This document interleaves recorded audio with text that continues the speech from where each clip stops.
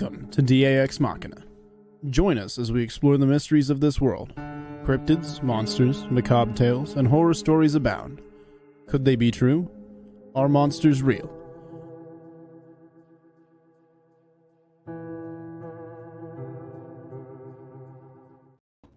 Good evening, folks, and thank you for joining us on another edition of DAX Machina. We kind of rearranged things tonight. Robbie beat me in the studio, so I just didn't move it around. Appreciate you guys joining us on Saturday night. We're going to have an awesome show tonight. We're going to be talking about lake monsters, and there really are more than one kind. So joining me in the studio tonight is, well, let's see, got to go to the right side this time. Robbie Rip Rains, the host and founder of What's Really Out There. Anthony the Pitbull Canatella. Where's he this way? You know, yeah, he's down here somewhere. Looks like the Brady Bunch. It's a story. But the Pitbull is in the house tonight, and we are glad he's back on the internet and back on the show. He was having some issues with his internet for a bit, but now he's back and ready to kick butt and take names. And he's all out of crayons for the night, so he's maybe cranky. And for those of you who are new to the show and have not seen her before, Marty is a longtime friend of the show, and she has an amazing channel called the NonnaBoss Continuum. She does basically the same thing we do. She finds a subject, she researches it, and she presents it in a very cohesive way. She has a lot of great content. Her son does as well. You guys should definitely check her channel out.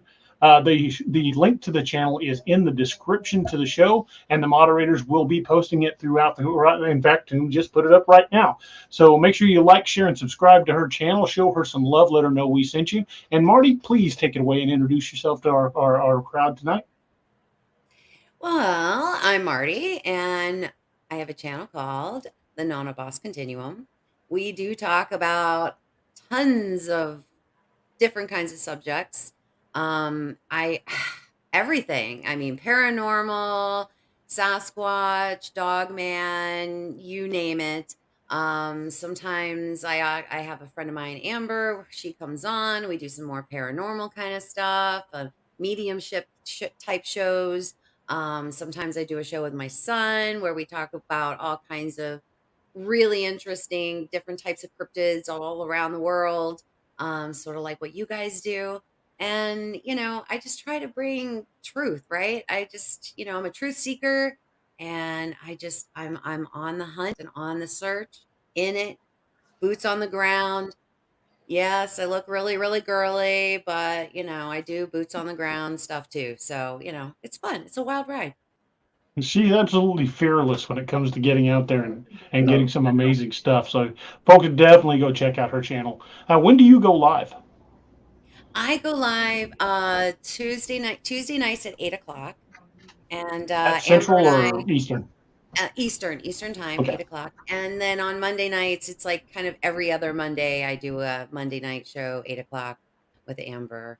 So Awesome. Yeah, fun. Well, one thing I wanted to say before we jump into the cryptids is something, and I really wanted to take a moment and thank everybody. Something happened day before yesterday. I launched a new book. For those of you who have heard me talk about it before, this is the book cover. It's called Dark Frontier's First Hunt, and it's a cryptid hunter set in 1865. And then this happened. We went to #1 in Western horror fiction on Amazon. Just absolutely blew my mind. The feedback we're getting on this book is just so amazing. I wanted to take a second and thank everybody for enjoying the book and for checking it out and for all the support and wonderful words of encouragement I've got from everybody. Just want to say again, thank you guys so much. This means the world to me, and we it was a team effort. Thank you all for being such a big part. Sorry, I'm getting a little choked up here. But I just can't thank you guys enough. This is just such an awesome thing. And suck it up, Buttercup. Enough. Yeah, I know. Yeah. Get back to work. But again, thank you guys so much for making this possible. I am so thrilled. And Toon will be dropping the link to the book if you haven't had a chance to check it out. I hope you do. it's I put a lot of heart into this one. I really loved this book. It was a fun process to write. I really enjoyed the historical aspect of it, and there are little tidbits of actual history thrown in, as well as links to the modern books. So I hope you guys will check it out, and I hope you like it as much as I enjoyed writing Me it. and Robbie are in the book. Me and Robbie are. No, our ancestors are in the book. Whatever. Me and you are in it. Yeah. Doc's in it, right? Yep. Jessica's one of his ancestors. Jessica's on. Hey, Jess. Jessica. Hi, Jessica. Yes. Yeah. Hey, Al. With a Hey, little Al. southern accent. Hey, Al. Karen Polson says she's on page 167 of her second reading. That is awesome. Thank you so much. Yeah. Wow. Oh, sorry. Give me a second. I got to kind of regain my composure. I was a little emotional there. I'm just so thrilled beyond words that this is a dream for me to get these books out in a bigger audience and share these stories, and it's been a dream since I was a kid, and to see that that kind of get a #1 ranking on Amazon is just mind blowing. My hands were shaking when I showed my wife on my phone. I was like, oh my God. And she's like, calm down, breathe, breathe. Take a And breath. I'm like, I couldn't even tell her what it was. I was just held the phone out and pointed. She's like, what am I looking at? And I pointed at the red part. And I'm like, ah. Yeah. But yeah, sorry. Lake monsters. Yeah, lake monsters. Let's before I make a fool of myself in front of a bunch of people. But we're going to be talking about lake monsters tonight, and I've kind of come to the conclusion that there's multiple types of lake monsters. We've got the Loch Ness type, the plesiosaur ones that are seen. We've got other like reptilian ones. There's one in North Carolina that is more of like a mutant crocodile. Then you've got types that are kind of like mermaid types, that are aquatic humanoid types. And then you've got that are just straight up humanoids that live in or near the water. So we're going to be discussing about all of them. And believe me when I say, when we start talking about lake monsters, especially when you get into the Loch Ness type, plesiosaur type, there are thousands of them, from Turkey to Argentina to Lake Champlain. I mean, there's 1,000 of them across the planet, which makes me think. Northwood's is already on board. He's already at it. And that's a good one too. That is a good one. Sorry, He always does good that was ones. a good one. He always does good ones. He's just whipping them out. Well, T. Willis, thank you so much. Thank you for that. That is awesome. Abnormal Investigation says they even say there's one here in my lake here in Oklahoma that's been documented for a long time. They also say there are tree octopuses in Oklahoma. Oklahoma's got some weird stuff floating around. But when we start talking about lake monsters, I think the first thing that literally everybody comes to mind is the Loch Ness Monster. And so we'll start talking about, we'll start off talking about that type, and kind of move out from there. Barney, what do you know about Loch Ness Monster? I just remember hearing about it, like as a kid on In Search of, right? Yeah, I remember that. Yeah. Leonard Nimoy, like that's what comes to mind is that, that show with them. And I just remember feeling like, oh man, I want to go there and see if I can see Nessie, like, I don't know, that iconic photo of like the neck, like a neck and a head coming out with the little humps in the back. Like, that's what I think of when I think of Loch Ness Monster, like, and that brings us to, a connection to, dinosaurs, and, it's an interesting one. It's got to be the most famous, I would think, of all the lake monsters. I would agree. Of all the lake monsters, I think that is the first one everybody thinks of. I ran across interesting statistic about that though. it's the most famous, but Ogopogo has more sightings than any other. Really? I did not I didn't realize know that. that. That's So interesting. you want to tell everybody what Ogopogo is there, Rob, now that you brought it up? That's right. Well, you talking about like what they think it No, actually where is? it's at. Oh, most people may not recognize the word Ogopogo. Well, let me pull it up so I don't. I love putting you on the spot Is that there. painful, I don't Robbie? want to butcher it. So hold on. He's I don't want to Googling butcher. it. Hold on a minute. He's Googling. Well, Go Pogo. It It's- comes up. it is actually that's what most people call it, but I didn't want to butcher the actual name. That it's Nanta. I'm going to butcher it. Da Nantahika. Is that close enough? Oh, I don't know. It's an Indian name. Oh, it is. It's an Indian name. It's a Canadian. It's in Canada. Right. It's like a First Nations, Yeah. right? Name for it. Yeah. This is how it's spelled, the actual name. So, like I said, I know I'm going to butcher. So it's NHA-A-ITK. So, however that's pronounced, that's the actual name of Ogopogo. But it's like I said, it's actually got more sightings. And over it's a Nessie type plesiosaur. Yeah, it's that long snake-like body. Right. I don't think anybody's ever said anything about having the flippers on it like that. It's more of the snake-like body, but still looks it still looks the same as most like head and neck area as Nessie, but it's more of a long, narrow snake-like creature. Have you all seen the picture that the suspected picture of Loch Ness that was taken 2 years ago? I haven't. I don't think so. It's pretty amazing. There was a group. They were out for a holiday. They were floating on the loch, and they put their canoes and paddle boards and stuff into shore. And one guy got out his drone and started flying it. And look in the water straight out from the middle canoe. I'm not seeing it. I do. It's something right. Yeah. Almost dead center in the photo. Almost Yeah. there. It's kind of grainy. Just now. below the surface. It's kind of grainy, but yeah, I do see it. It's a lot darker than anything else around it. I mean, there's a lot of waves around, but if you look at it, it's a lot darker, and you can tell there's something solid beneath there. That let me see if I can lighten that image up, and then I'll bring it up. Give me just a second. I will try to lighten that image up. And there's not too many studies on Loch Ness that they stopped. They did them back in the 90s, and I know they did one research thing where they did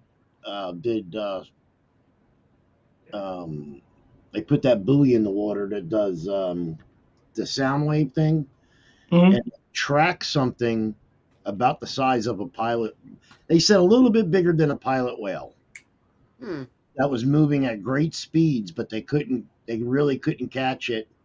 And it showed up on the sonar, on the fish finder, as a big mass, and it was running through the fish finder, and it disappeared.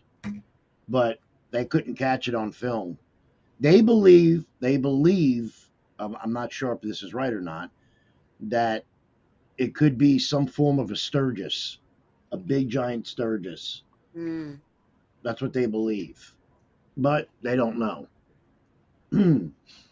That's what they're trying to have come out. Well, the white sturgeon does get pretty dang big, but oh yeah, I've seen them, and there's actual pictures of ones that they couldn't hook that are bigger than the boats they're fishing on. I mean, these things That's a are big massive. fish. Yeah, they're big. They're massive. I mean, you're talking about probably like what, 15, 20 foot? Andy? Yeah, at least. I mean, that's the And last I've seen. There's been a lot of those, like the Alaskan lake monster. That's really been attributed to the white sturgeon because that is a species that's indigenous to that area. So, all right, let me back up here, people. It's my accent. So when I say sturgeon, I don't mean Sturgis. It's my accent. So relax, everybody in the comments. Let's see if this helped it. See if that cleared it up a little bit. Okay. I see it now. You can see it beneath the surface. Yep. You can see the long neck. Apparently, the people that were on the shore never saw it. Probably a good thing. And the guy that captured it on the drone didn't even notice it until later. See, that's now I can see it better there. That's amazing. Wow. That's Now crazy. that was captured, I want to say summer 2021. Mm. Wow. I know, Jessica. I'm sorry. It's my New York accent. Everybody, she goes, speaking of accents, yeah. Everybody thinks that I'm from New York. You giving her a hard time earlier. I know. I mess with her. I'm not from New York. She has a He's DAX Machina's only made man. That's it. I'll make you disappear. Hey, let me ask you a question. Forget about it. Yeah, forget about it. Anywho, yeah, Lake, and then they have the one in what, Lake Champlain, Lake let me say Champlain. Champlain. Champ. I'm sorry. And there's one in Argentina, in Lake Nahuelhuapi. They call it Nahuelito. Nahuelito. I'm sorry. Right. It's basically the descriptions are almost virtually identical to Loch Ness, and sightings go back like 400 years. Yeah, I've heard of that. But there is a lot of I mean, there's so many of these things that people are catching on film now. I don't, why aren't they doing more investigations on it or research on these things? That's what I like. Well, a lot of people just don't take it serious. Yeah. But I'll show you guys something, and this comes courtesy of the good folks over at cryptidsfandom.wiki. They do a cryptid wiki, and they compile a lot of great information. And if you look right there, these are the Nessie types. If you look to the right there, this is the list of all the known lake monsters. Oh shit! Yeah, there's one called the Flathead Lake Monster. Mm-hmm. And that's the one that to me looks like the crocodile, right? Like mixed with a serpent, like that. That one was I don't know. I mean, there have been accounts out in the Amazon, the Congo, and we just talked about this too recently, that the natives have seen these things in the waterways, but I don't know if they're plesiosaurs or brontosaurs. Oh, the ones in Africa, the Mekele Mbembe? Yeah, I think that's I think that one's more like a brontosaur. A smaller brontosaur. They've seen them in the water. The binyip is also very similar to, I mean, they say it's, I don't know, it's kind of like this weird mixture of like a sea serpent and a cat and there were some scientists that went to. I'm sorry, Marty. Go ahead. Go ahead. Sorry. No, I was just going to say there were some scientists that have went to the Congo, and they have actually showed pictures from like books. I've seen that. And I hate to say it, but Ed bought the DA a lot. He had to switch that picture so bad it was cursed at him. But anyway, yeah, you're right, Robbie. They pointed out different dinosaurs, and they're like, and then they get to the brontosaurus, and they're like, yeah, that's it. So yeah, I seen that. It was a documentary they were doing. Yeah, I seen that one. DA has a #1 selling book. Okay, he can sit anywhere he wants. I watch the screen and then I pull up other stuff, but then I turn back to the screen and I'm looking at Robbie and I'm like, okay, this is the wrong spot. I've got to move this. This is driving me crazy. I'm like, man, I got ugly. At least you didn't look like the meatball. He goes to still photos a lot. Yeah. Did we lose him? You didn't lose me. I was taking a drink. of Mountain Dew when you guys were chattering at your jaws there. He was muted because he was cussing me out, probably. I like how it goes from DA to Robbie, and then I get dragged into it out of nowhere. We should don't look You're like like, meatball. how did this happen? Just get I didn't dragged want right you to into it. I didn't want you to feel left out, Anthony. I know. Yeah, that's right, man. Didn't want to leave you out. Oh. But you know, we've actually done a show on the plesiosaur type before, so I don't want to spend a whole lot of time on that one. The one I really want to talk about are the ones that are unusual, and the first one that really comes to mind. And I don't know if you guys are familiar with them. Marty, you may be more so than a lot of folks, because you know you and I kind of look into the weird stuff that in around swampy areas. Mhm. The Lake Worth monster out of Texas. Yeah. The Lake Worth monster is one that just fascinates me because, well, even though there's been so much odd stuff, it's the description. I mean, some people describe it as being lizard-like. Other people say it's Right. like half goat, half man. Well, And half goat, half man, and it has fur and fish scales. well, there Yeah, are some Bigfoots that they do consider You swamp monsters, lake monsters too. true. So The Honey Island swamp monster. yeah. So I mean, Yeah. most even where Marty's at and where I've seen my sighting, she'll tell you when it's the rainy season, that whole area turns into a swamp. You can't get Yeah. around out in that area unless you have a swamp buggy. And I mean, you're talking up to your chest. The water is so they're trampling around in that stuff. But the Lake Worth monster reminds me also of the Poplick monster, you know, Right. same description almost. So it's, I don't know. I kind of, when I hear the same descriptions like in different, I don't know. To me, I'm like, my ears perk up because you're like, how are all these different, same descriptions almost identical, you know, in different parts of the country? It's just, I don't know. To me, No. there has to be something to it. Something.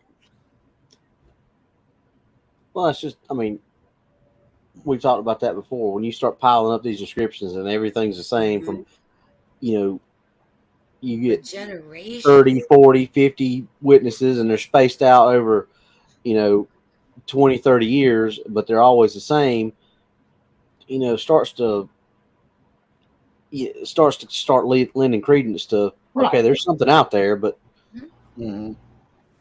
but it's that's like that Tennessee Wildman. I was talking to you about that, DA. If you start looking into those, everybody's describing something a little bit different, but there's still, you know, things that connect every one of them together, but everybody sees something a little bit different. So what do you guys think? I mean, this is kind of a question for even the folks in the chat. What do you guys think? Do you think the Lake Worth monster is a type of Bigfoot? Do you think it's something else entirely? Who knows? I mean, like I said before, and in the chat, I didn't see a swamp monster. They call it a swamp monster sometimes. Some people see it in the swamp. Some people see it on land. I'm just making the comment. That's all I was doing. But yeah, I mean, it could be. I'm Could be a Bigfoot. gonna tell you something that happened to me one time here in Florida. You know, down here in Florida, we were driving at night. This is in the probably mid 80s, I think, mid 80s. And we were coming down this road. It was only a 2-lane road, not a lot of traffic, late at night. And it was kind of a, you know, didn't have a lot of like street lights. It was not a lot of populated, you know, areas around. But here in Florida, we have all these canals, right? Mhm. So we're coming up towards like in an area where there were like kind of like 3 canals in a row. Right. I don't know, probably like a stoplight away from each other. People don't realize. Yeah, the canals are. Yeah, and some of them, you know, they're you know, they're pretty close to ground level. I mean, they're not, you know, not all of them are huge and wide and very deep. Right. And we literally like turn the corner and we're coming up to a canal, and all I saw was like a monster, teeth, and like green, like green stuff hanging off of it. Right. I thought Like first moss? I screamed like a lunatic, and my husband was like, "Whoa, calm down." He's like, calm. And I'm like, "No, what?" And I mean, I'm just like freaking out, closing my eyes. I'm like, "Oh my God, we're gonna hit it." It was just an alligator. He came he came out of one side of the canal, crossing the street to go to the other side of the canal, and he had the green like algae and moss on him. Right. And when the headlights hit it, I mean, but it looked like a Right. monster. You know Right. what I mean? I'm telling you, if he wasn't the outdoorsman that he was, I would have been telling everybody my whole life that I saw some weird swamp monster. I'm telling you, because that's No, exactly yeah. what it looked Well, like. Marty, people don't realize is it that's common down in South Florida Hmm. that you could be driving in South Florida and they're crossing the road. Yeah. You could be on a golf course and they're Oh crossing the yeah. golf course. I mean, Hmm. it's very common down there. When I was down there growing up, that's where we moved to. I moved to I was in the same area as Marty was when I grew up. So it was so common when you seen them, you're like, oh, it's an alligator. Yeah. It's like seeing a lizard running around your front yard.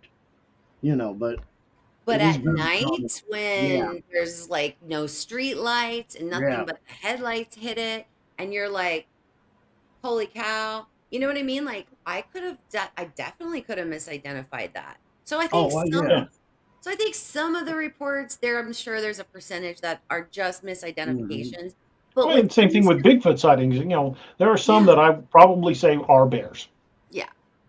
But the whole goat man thing, I mean, the way that a goat man that has fish scales and fur, Yeah, I you know, but it does make me kind of think a little bit too, because we hear a lot of reports of Sasquatches, right, right, being in waterways right. and swimming. We've heard accounts of them swimming, of heard Yep. of accounts of them just kind of wading through water, Coming out of the water up fishing to and land, right. Walking out of the yeah. water, So right. you never know, if some of these reports are, I don't know.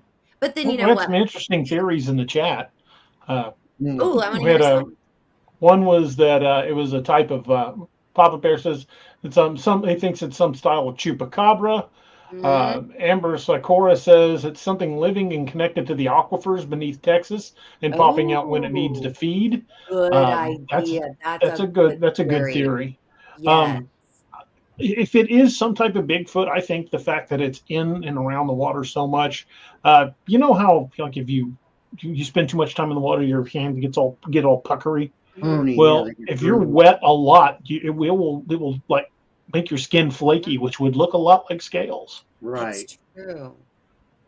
But That's Yeah. I was So interesting. thinking something else today when I was kind of thinking Well, about that look at cryptid. look at the creature they found off of. I'm trying to think of the Montauk, the Montauk The monster. Montauk monster. Uh-huh.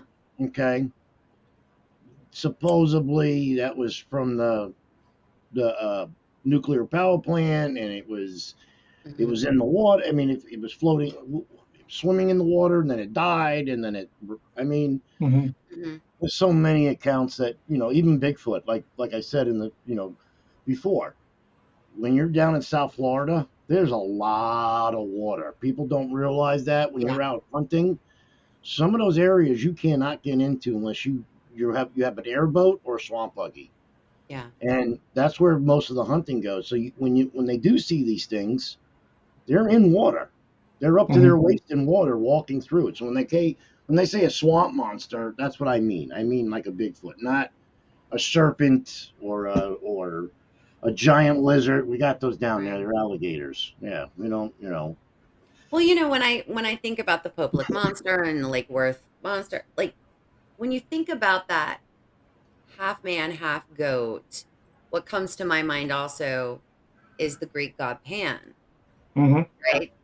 So sometimes, because a lot of these stories and of were like passed down, right, generation to generation. Be careful, don't go here, don't go there, because this one, that one. You never know. I mean, it could. there could be some connection there as well. So I don't True. know. True. Because that's what I think. When I think goat man, that's the first thing that comes to my mind is Pan. Right. Yeah. So I don't know. Yeah, since you mentioned that, yeah, you're right. Yeah. Half goat, half man. Mhm. Yeah. That's like the first known description of something like that anyway. So yeah, I would agree. I mean, but I don't remember if they've ever described it as having goat hooves or just proportions like a goat. I can't remember the account. Yeah. I don't remember either. I don't think they actually, I don't think I have read anywhere where they said that it looked like hooves. Yeah, I don't remember it saying anything about hooves. Just Yeah. that the legs were kind of like a goat. In that, But if they're backward like a goat, that would kind of almost Yeah. be like a dog man, maybe. I was gonna say that maybe it was a misidentification and it was a dog man. I mean, dog man with skin disease. you never Yeah. know. You never know. What if Could have had mange. I was I gonna was say gonna Could have had mange. could have had mange. If it's a canine, it gets mange. Mm-hmm. Well, what's Lake Worth close to? The only Lake Worth I know is in Florida. That's It's all. in Texas. This This is is in Texas. Texas. It's in Texas. The one we're talking about. I don't know. I mean, is it close to major cities or? I'm gonna look that up. Hold on a minute. Lake Worth. I got it. I'm looking it up. Well, supposedly one of the first people that were attacked was a guy named John Reichert, and his car was supposedly damaged by the monster after it jumped out of a tree. As proof, he had a 1.5 foot long scar on the car. It's closest to Fort Worth. Fort Worth? Yeah. Well, that's not really what I would consider It's a really big waterway. wooded area. It is a big waterway, but that area is mostly grassland. It has a lot of parks, a lot right of out Worth. And it's right on top of the Naval Air Station out there. Yep. Do you notice how it's weird that some of these cryptids seem to appear near military installations? Yep. Interesting. Yep. But yeah, it's right there. There's the Naval Air Station, Fort Worth. And it's right there. That's a big lake, though. It is a big lake. Big waterway. But a lake that big could easily have subterranean caverns. It actually connects all the way through to Pelican Bay. If you look at it, it does connect through to Pelican Bay. Mm-hmm. With a small, tiny canal that runs through Lake Worth Nature Center. Yeah. So it does get pretty big in Pelican Bay, too, by Eagle Mountain and stuff.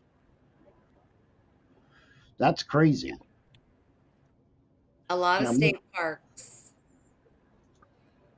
Amber Sakura says, my dad used to fish as a young man behind a dam, pulled in an alligator gar over 10 feet long, used a sledgehammer to kill him. Alligator gar is the reason I always kept a pistol on me when I went fishing anywhere near some of the bigger rivers and lakes in Missouri.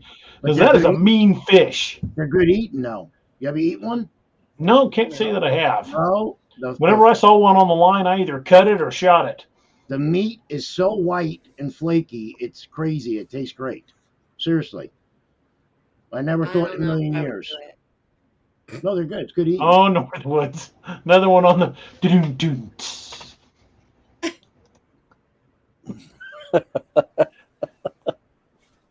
We need to get him on the show one night and just have him go off. Yeah, he can do a 2.5 hour rant easily. Easy. Yeah, get a one-liner show. Mm-hmm. So you said that Lake Worth connects all the way to Pelican Bay? Yeah, through a canal. I'm looking right at it. I'm looking at the Google Map one. Mm-hmm. Well, that would be a perfect, basically a highway system for something like that. Yeah, because it goes right through Lakeside. It goes through Highlands and then goes right up into Pelican Bay by Eagle Mountain. Yep, connects all the way through. It follows the route of I believe it's Route 199. It's a road. Oh, okay. Robert D pointed out they are smaller here in Missouri, but even a 3-footer I didn't want in the boat. Yeah, the ones in Texas get huge. The ones in Texas get to 200. 250 pounds, man. They shoot them with bows. They bow hunt with them. Screw that. Yeah. No, thank you. Frankly, I'd rather deal with a pissed off Bigfoot. Yeah, I've eaten gar, and it's very good. I'll be honest with you. I didn't think it would be, but it's not a fishy taste. Somebody made the comment. As long as you score, yeah. I had it prepared for me. I didn't cook it. Yeah, I would imagine an alligator gar would be really difficult to even get through to get to the meat. So there has to be a special way to do it. There has to be. There is. Pressure cook them or something. Because they're literally that's why they call them an alligator gar. Like no, once you take this, once you fillet it and take it off the meat, they're like chunks of meat all in it down the side. I watched them do it. That's going to be one of those categories that I'm just going to have to take your word for. Yeah. Me too, DA. I'm with you. That sounds like more of a fight than I want when I go fishing. Yeah. They made it look generally easy. When I go fishing, I want to relax and pull in decent fish. I don't want a gunfight when I get it to shore. True. Very Another true. thing I'm going back to the monster. Another thing, DA, I was also thinking about too was weren't there some Sasquatch that they called the stone people? Is it possible? The Genosqua. The Genosqua. Okay. So maybe that was a misidentification. People thinking they were scales, but they were stones or something. That I don't know. Well, there's a lot of Native American lore that said different clans of Bigfoot had sometimes had like rudimentary clothes, like loincloths. And, they would wear furs. If that was the case, if it's living in an area like that, why wouldn't it wear like an alligator hide? Yeah, that makes sense. Or when we had M.K. Davis on the show, he talked about how he believed that the Patterson-Gimlin Bigfoot was carrying what the Native Americans call a parfleche, and I hope I'm pronouncing that right. And it's basically just a piece of leather that's folded to make a crude satchel, where they would carry herbs, or they would carry food in, and they would be and in the case of like medicine, men, they would carry their tools or ceremonial equipment. But it was just basically a catch-all bag to carry whatever they needed to carry, food, supplies. Wonder if it made something like that. I mean, crude tanning is not that difficult if you don't really. If you're not trying to preserve it to make like clothes or shoes or luggage out of the hide, crude tanning is not that difficult. I mean, basically, you just got to stretch it out and let it dry. Brain tanning is a whole different matter entirely. Then there's bark tanning, but I won't go into all the methods you can possibly tan. Of the three, although of the ones that I do know of, I would definitely prefer brain tanning because chemical tanning always makes it smell funny. And bark tanning is like an aerobic workout. So, yeah, well, that's what most of the tanning was. Most of the tanning back in the day was brain tanning. They would use all the oils and chemical, the substance from the brain when they killed it. And just there was a saying, and I want to say it was either Lakota or Comanche. William Nighthawk could probably correct me on this. But there was a saying among the tribe that every animal the Great Spirit gave just enough brains to tan its hide. Oh wow, that's interesting. Yeah, they did a lot of that back then. I remember that, watching a thing on it. Very, very interesting. Makes sense. There's William. Hey, William. He says he didn't know why YouTube won't let him comment on the podcast. Weird. YouTube does weird stuff like that all the time. Another interesting lake monster, though. I mean, again, I think if this thing is a type of Bigfoot, that when they're seeing scales, they might be seeing like I'm saying, like crude skinning.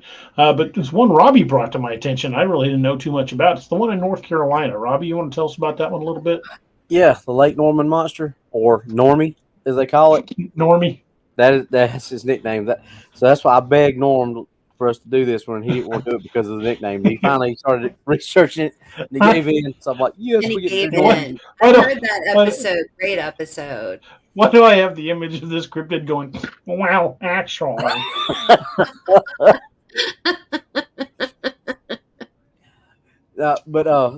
like Marty said, this was actually a really good episode because we actually kind of got to break this down, and we looked at all the different species that were, and alligator gar is one of the species that was we looked at that could be some big catfish. There was a few other things, but basically, it's one of those where it seemed like every witness has seen something different. Every witness, one witness maybe would see from the hindquarters back to the tail, and it would have flippers and a long tail, and then somebody else would see something from the front up, and it would look more like the plesiosaur type, and then somebody else would see something else altogether. There's a lot of indigenous species up there, and some of there's some snakeheads that have been reported being seen in there. That was some of the That's a mean fish. Yes, it is. Alligator gar, regular gar. There's some big blue channel cats and flathead cats up there, which get very, very big.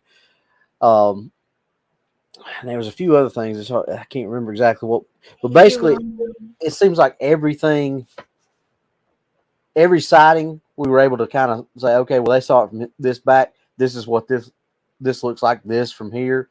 Mm-hmm. But there was a couple. There was like one diver or a snorkeler, I think, who actually got attacked, and it didn't really fit the bill for any of the indigenous species that we could kind of pin it on. I mean, obviously, an alligator gar would do something, but it seemed, I think, if I'm remembering correctly, it tore his flipper off or something like that. Yeah, I think it tore his fin off. Tore his swim fin off. Yeah, and they found it later, and it was, I mean, almost like sheared in half. But I don't think an alligator gar is going to bite a swim fin in half. So that was one of the only ones that was kind of like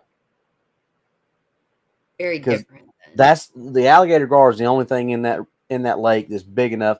And this is another one of this one of those man-made lakes with up to a nuclear dam. It's big, it's deep, it's got it's cold in the middle, it's warm all around the edges where that where the nuclear runoff, where they run it through the nuclear power plant.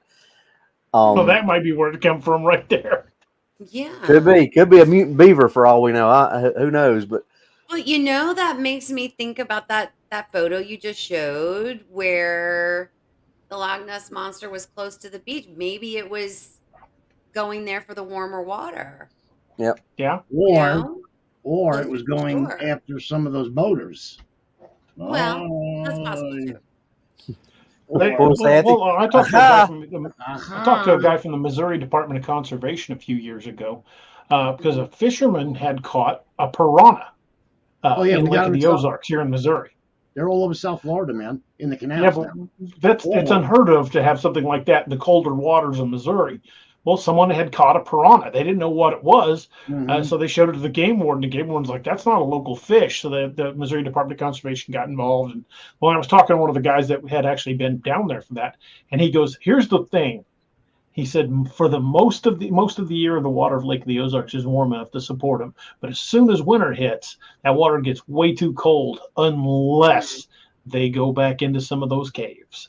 He said, "I'm not saying that there could be a breeding population out there, but it's not outside the realm of possibility." Yeah. Well, look at South Florida.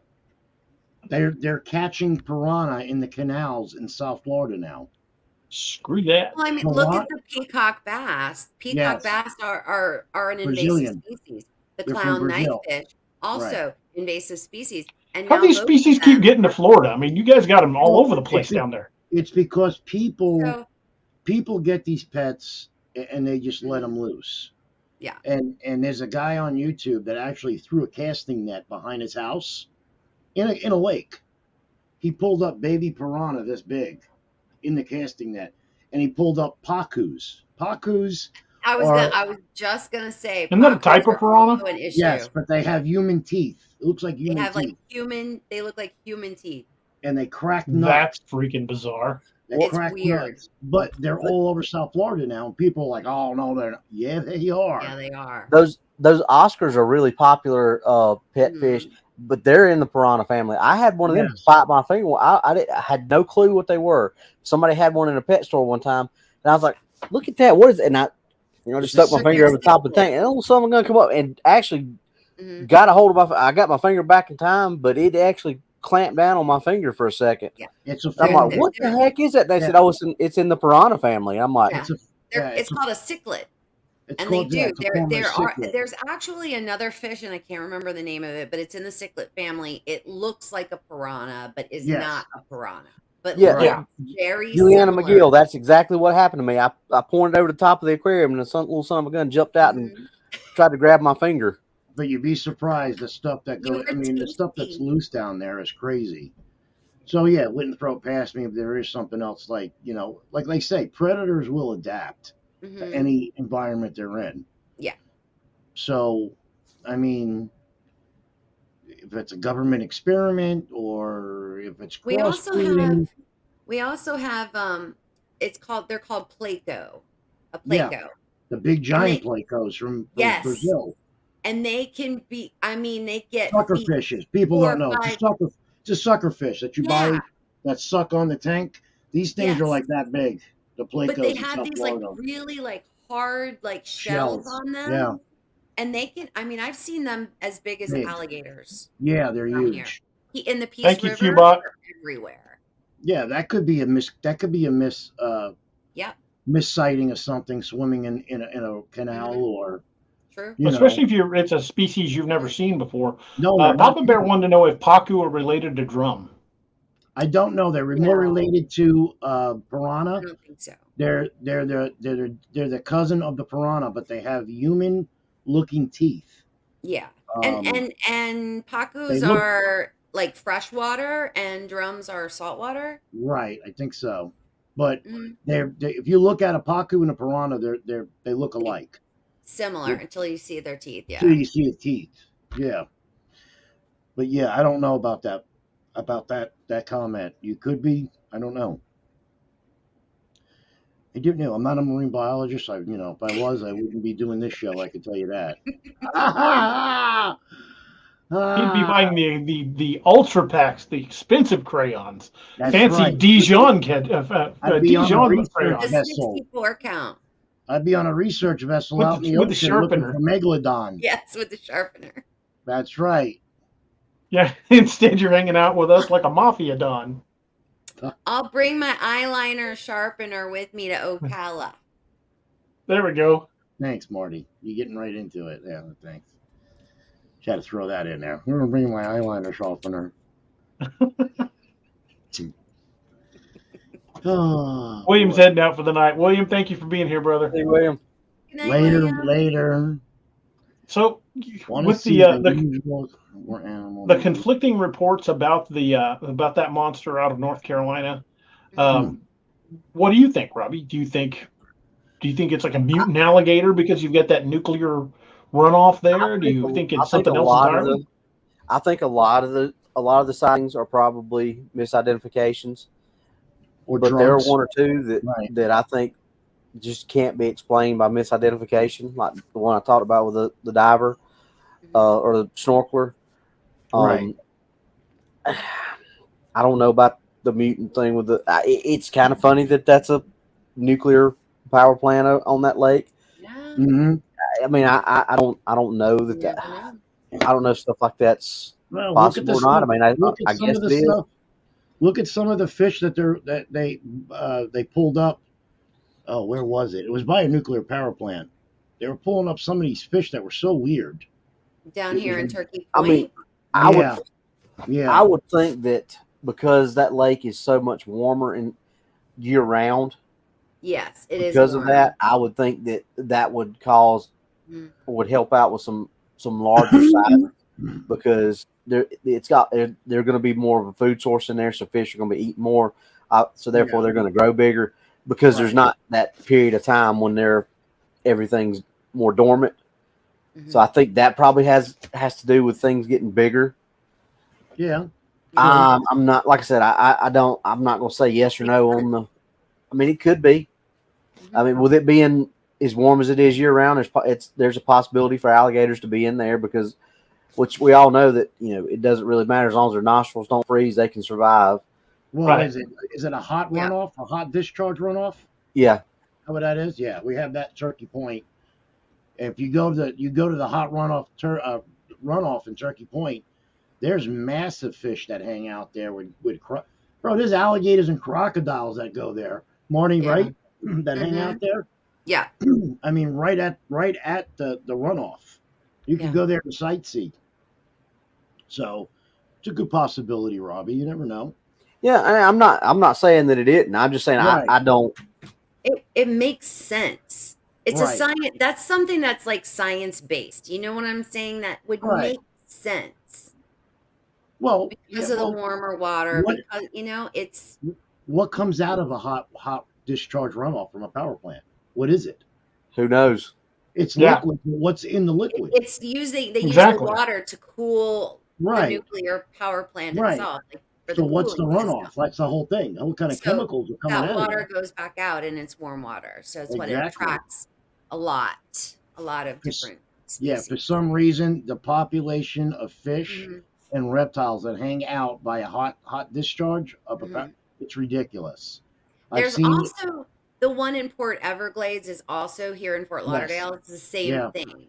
It has you can go there. You can when you go to the port because you're going to get on a cruise ship or something. Look at the manatees hang out there. You see manatees like crazy. Like nuts. Lots and lots of manatees, all kinds of beautiful tropical like parrotfish, things you would see out on a reef. You see right there in like 4 foot of water because it's all coming from the port. Hey y'all, I just found a picture of what they believe is the Lake Worth, not the Lake Worth, the Lake Norman monster. What? I'm going to put it up. It's a crayon. I'm going to die laughing. No, it's not a crayon. But that would have been funny though. But what the hell is that? That's one I haven't seen. That looks like a gar. It does look like a gar. That'd be the biggest damn gar you've ever seen. Look at the gar that's exactly like an alligator gar. Look at the gar they're pulling out of Texas. 250 pounds they're pulling out of the canals out there. I mean, they're hunting them. Wow. That's a 12-foot bass boat. Bro, I don't throw it past that thing's got to be 20 feet long. Yeah. That looks like an alligator gar. That's exactly what it looks like. Yeah. When you look at the snout at the front, it does look like a big gar. Do gar not have dorsal fins of any kind? They don't have. No. No, I don't think they do. I think they have. Have you ever seen a leopard pattern gar? Yeah, I have. So this could be just a freaking mutant gar. Yeah. Some gar they do have different patterns on them. Well, you can't see the full length of this thing. It kind of disappears. But that's a 12-foot bass boat. Missouri's the bass boat capital of the world. We got more boat companies than you could shake a stick at. That looks like a bass tracker, about a 12-foot fishing boat. I mean, is that so? If that's a 12-foot boat, picture? That's the one that's on the cryptid wiki. Oh, okay. Let me see if I can share my screen too, DA. I'll show you. You should be able to. Hold on. Alligator gar. Let me look that up because I know what they look like. If that's a gar, that's the biggest damn gar I've ever seen. I know, right? In fact, that's a gar so big I'm not even fishing on that lake. I don't know why it's not letting me. Hold on. Let's see. Okay. Just to give you an idea, here's one with the leopard pattern on it. Okay. This is an alligator gar with the leopard pattern. Okay, you got it? Yeah, I got it. I got it downloaded. For some reason, it's not letting me share it. I'll do it. I got to save it and then put it But it does have that. It has that leopard pattern. Oh, yeah. Wait till I show you. It's the same thing. Same thing. Same thing. I'm going to pop it up right now. Give me a minute, people, because I have to go through the thing here, the process of adding it. Okay, open. It's downloading right now, which it is. And here it is. Yep. Yeah, that does kind of match that pattern. That's a gar. That's a form of a gar. Then that 100%. Is a massive freaking gar. Right. Yeah. Yeah.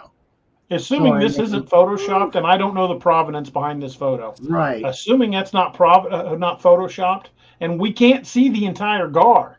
No. Because if you look at the little one, there's a little fin toward the back, and we're not even seeing that. Right. But I So could how show much? you how big. That thing is at least 20 feet long. I'm going to show you how big. I'm going to show you how big these gar get in Texas that they're pulling out of the water. Okay? I'm going to show you, and you're going to be like, what?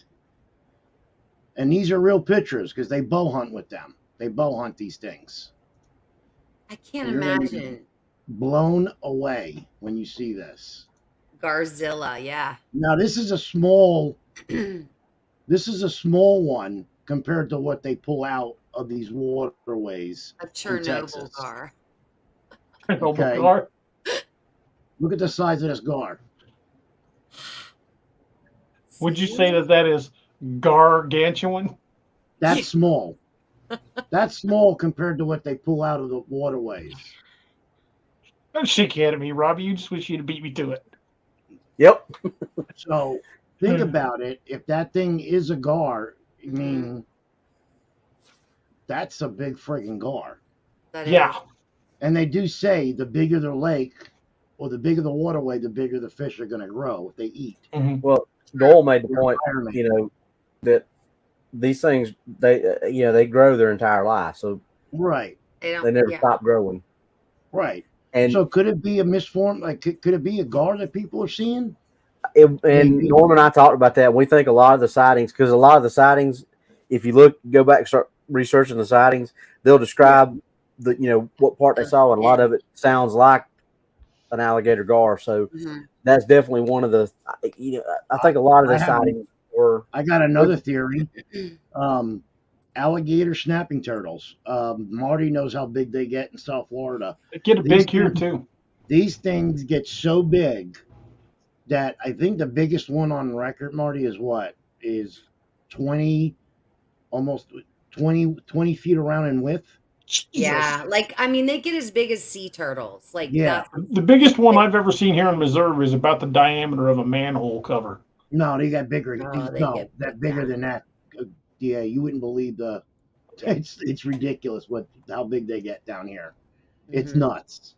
Well, I'm going to go out on a limb and say the Lake Norman monster is most likely a mutant gar. Yeah, me too. Yeah, I'm on board with that.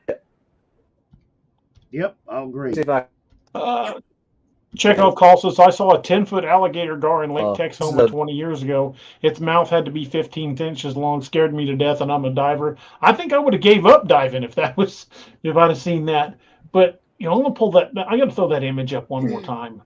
Well, we've got this one. That's a 6 foot. We'll say average 6 foot height dude for comparison. So that thing's probably 8.5, almost 9 feet long. And we got this one. And the reason I want to bring that up is because it shows that little tail fin toward the back. Yeah. Then this big monster. You don't see the tail fin. It means it's still below the surface. Mm-hmm. And that's I'm going to guess average sized woman sitting in the front of that. Let's say she's 5.5 feet tall. Okay. And if that's the model of bass boat I'm thinking of, that bass boat is 12 feet long. That's generally what they sell around here for most lakes.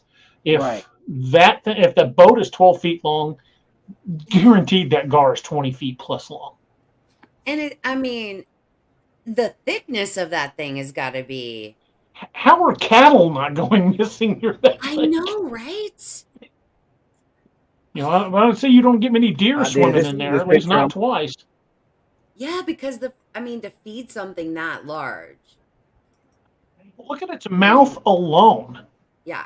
Just the mouth, to say roughly maybe where the eyes are, looks like it's as big as she is. Yeah. Yeah. That's crazy. Whew. I don't want to live in the same state with that. And damn sure ain't swimming there. Ooh. The reason I quit scuba diving is because I came up. There's this, like, Anthony, where's that? There's like a ship out off of Fort Lauderdale. I can't think of the name of it. It's right out of the Pompano Inlet. Yes, Pompano. And we were diving that, Can't and think of the name of it. everything was fine until I turned around and like looked up. The sharks. I saw like 8 barracuda. Oh yeah. And probably Screw the that. smallest barracuda that was there was probably 3 feet. Mhm. They Oh, were huge, 6 and no. 5, 6, 7 feet long, huge. Yeah, And we I used was to like, catch them right out of the inlet of Pompano I'm by the like, jetties. that's Remember the it. jetties? I'm The done. jetties by Pompano, Mm-hmm. right there. I used to catch barracuda Yeah. like crazy, but you can't eat them. They got to be a No, certain you size can't to eat eat them. them. They got to be a You can't certain eat them. size. But yeah, Robert D says that acts was like it for she's me. not seeing that right in front of her. Well, it's very possible she doesn't see it. When you're out on a boat, the Right. sunlight reflecting off the water, you may not see something that's, right up next to your boat until it's close enough where you can look directly down on it. But if you're looking at any kind of angle and you're seeing sunlight, the whole thing, the whole lake will light up on you. Yeah. Amber Sakura says, we do have cattle go missing. They've been going missing a lot recently here, actually. I think it's dogman attracted to the illegals coming across, but they go missing often. And you got a big predator in the area. It'll make game disappear. Yeah. Yeah. This one right here I'm about to bring up. This is I see it. This is like artist rendering of what people have described. Now look at this picture, and this is what Norm and I kind of started piecing things together off of. Huh. Yeah. That looks like a gator with the fin. Yeah. It looks like a bunch of different things. Right. Yeah, there's elements of a lot of things. That could be just a mutant thing from like the runoff. You're right. Could be. Yeah. I mean, it's got the fin on top. We have no like idea what the runoff from a nuclear reactor is doing to that lake. It actually has the side gills from a salamander. Look at that. Yep. And see, there's actually a large version of, or a large species of salamander that lives in that lake. Oh, is there? Yeah. Oh, there you go. You just cracked the case. There's different, like some people might see from the the foot back, or from the back foot back to the tail, and that's where maybe the alligator's coming from, and then the top, maybe that's the alligator gar, and then like you said, the side gills look like a salamander. It's just because they're not seeing the whole thing. They're just seeing parts but of like it. I said, there are two, at least 2, if not 3 encounters, sightings that you can't really explain away with misidentifications. Right.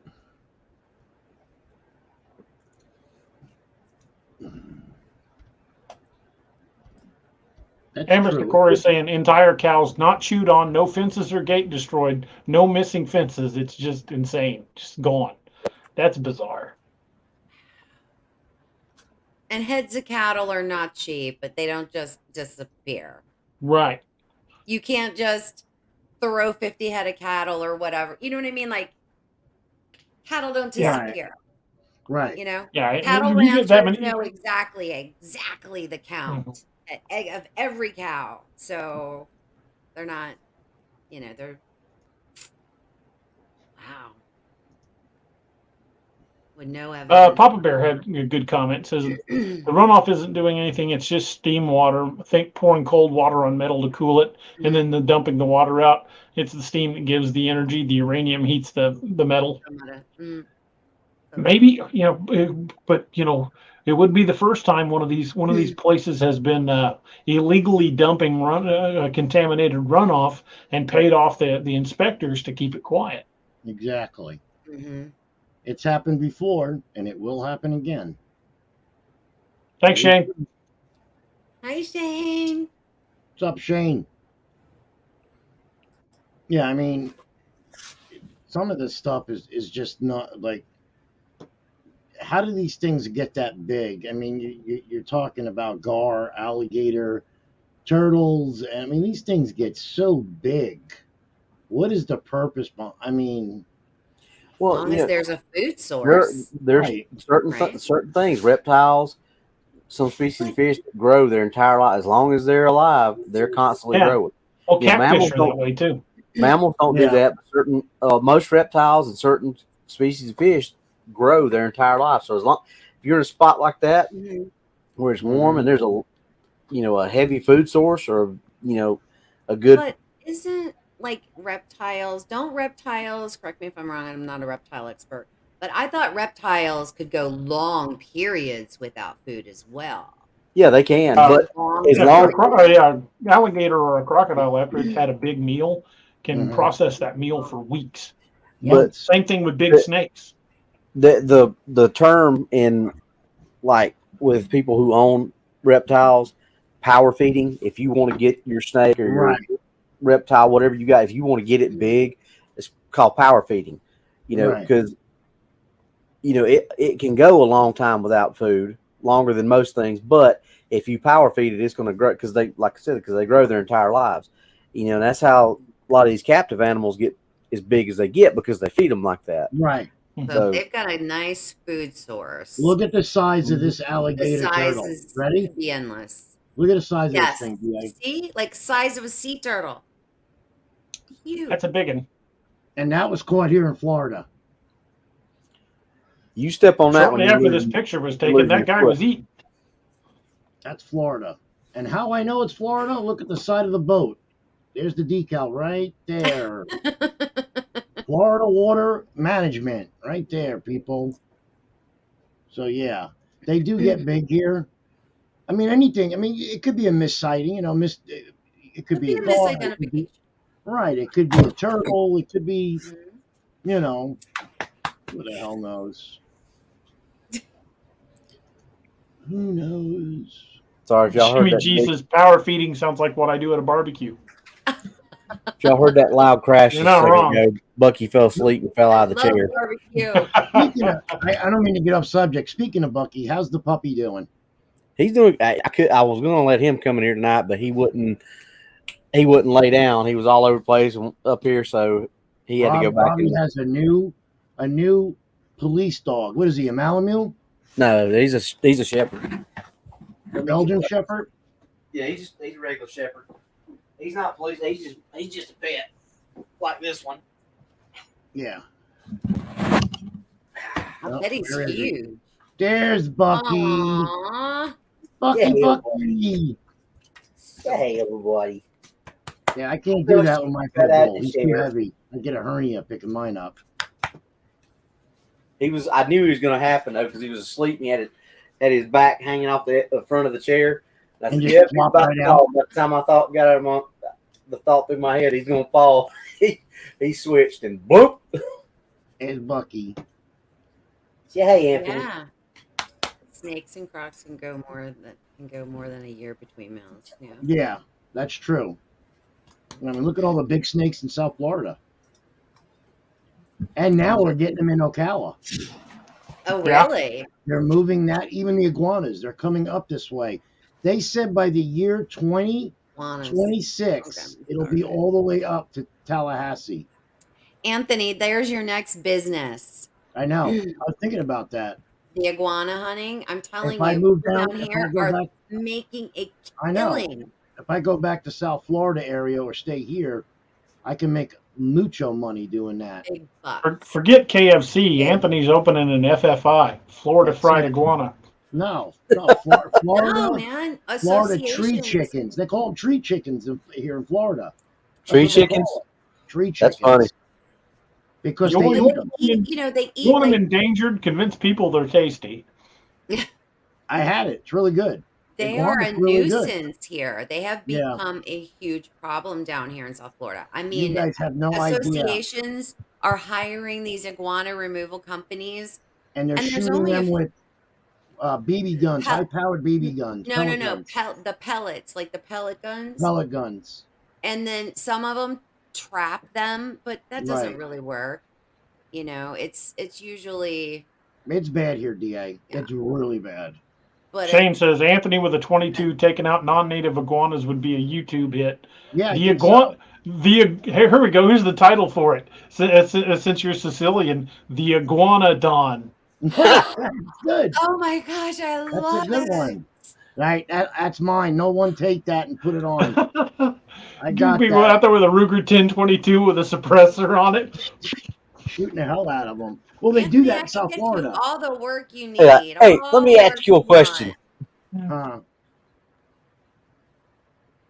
What's the question? No, he's. I don't know. I That's think you what you took say it all under the time. action. I'm messing with them. You're gonna make the iguanas an offer they can't refuse. I'll make you an offer you can't refuse. You leave this establishment right now, I like it. or Funny. you take a dirt nap. You swim with the fishes. Yeah, that's right. Robbie That's Fly, it. love I the think we got a iguana. T-shirt. I That is think a we got a good. T-shirt that works there. That's a good I'll wear one. that shirt. Yep. The Anthony Florida the iguana Godfather. wrangler, the iguanodon. You see that one? What? Richard Cox, No, I got something in my way. Florida Godfather. That's a good one. I like the iguanodon. That would be a good business name. Yep. That would actually stand out. People are like, Well, oh, you got the truck for it. You could. Yeah, that's you could true, I be. do. You could be the invasive iguana remover. Yeah, but don't you need a license, Marty, or you don't know anymore? Yeah, yeah, it's just like a regular business license, though. It's not like you That's have to it? have anything special. Yeah, you don't have to have anything Can you special actually for it. get me jobs? Do you know how many associations are Oh, I'm hiring? down. HOAs my license would pay you a tomorrow. fortune to get the iguanas out. Hey, Oh, I'm yeah. gonna get my license tomorrow and come down on the weekends and hunt these things. I have this one Hey, company Willis, that I'd want to get you, that sucker. I hired. I hired them, and it was $2,200 for the year. The What? first month, they came to the property twice a week Right. to hunt. They would come and do, twice a week, and they would hunt Right. for the first month. Okay. So then on the second month, they would come once a week for the second month, and then after that, only if you started seeing them again and having a problem, you had a Right. year to call them back out, and they would come back out Oh, that's right. periodically Because you're a property for manager. You take care of what? Yeah, $2,200. I'm down. I got all the equipment here. Anthony's got a truck.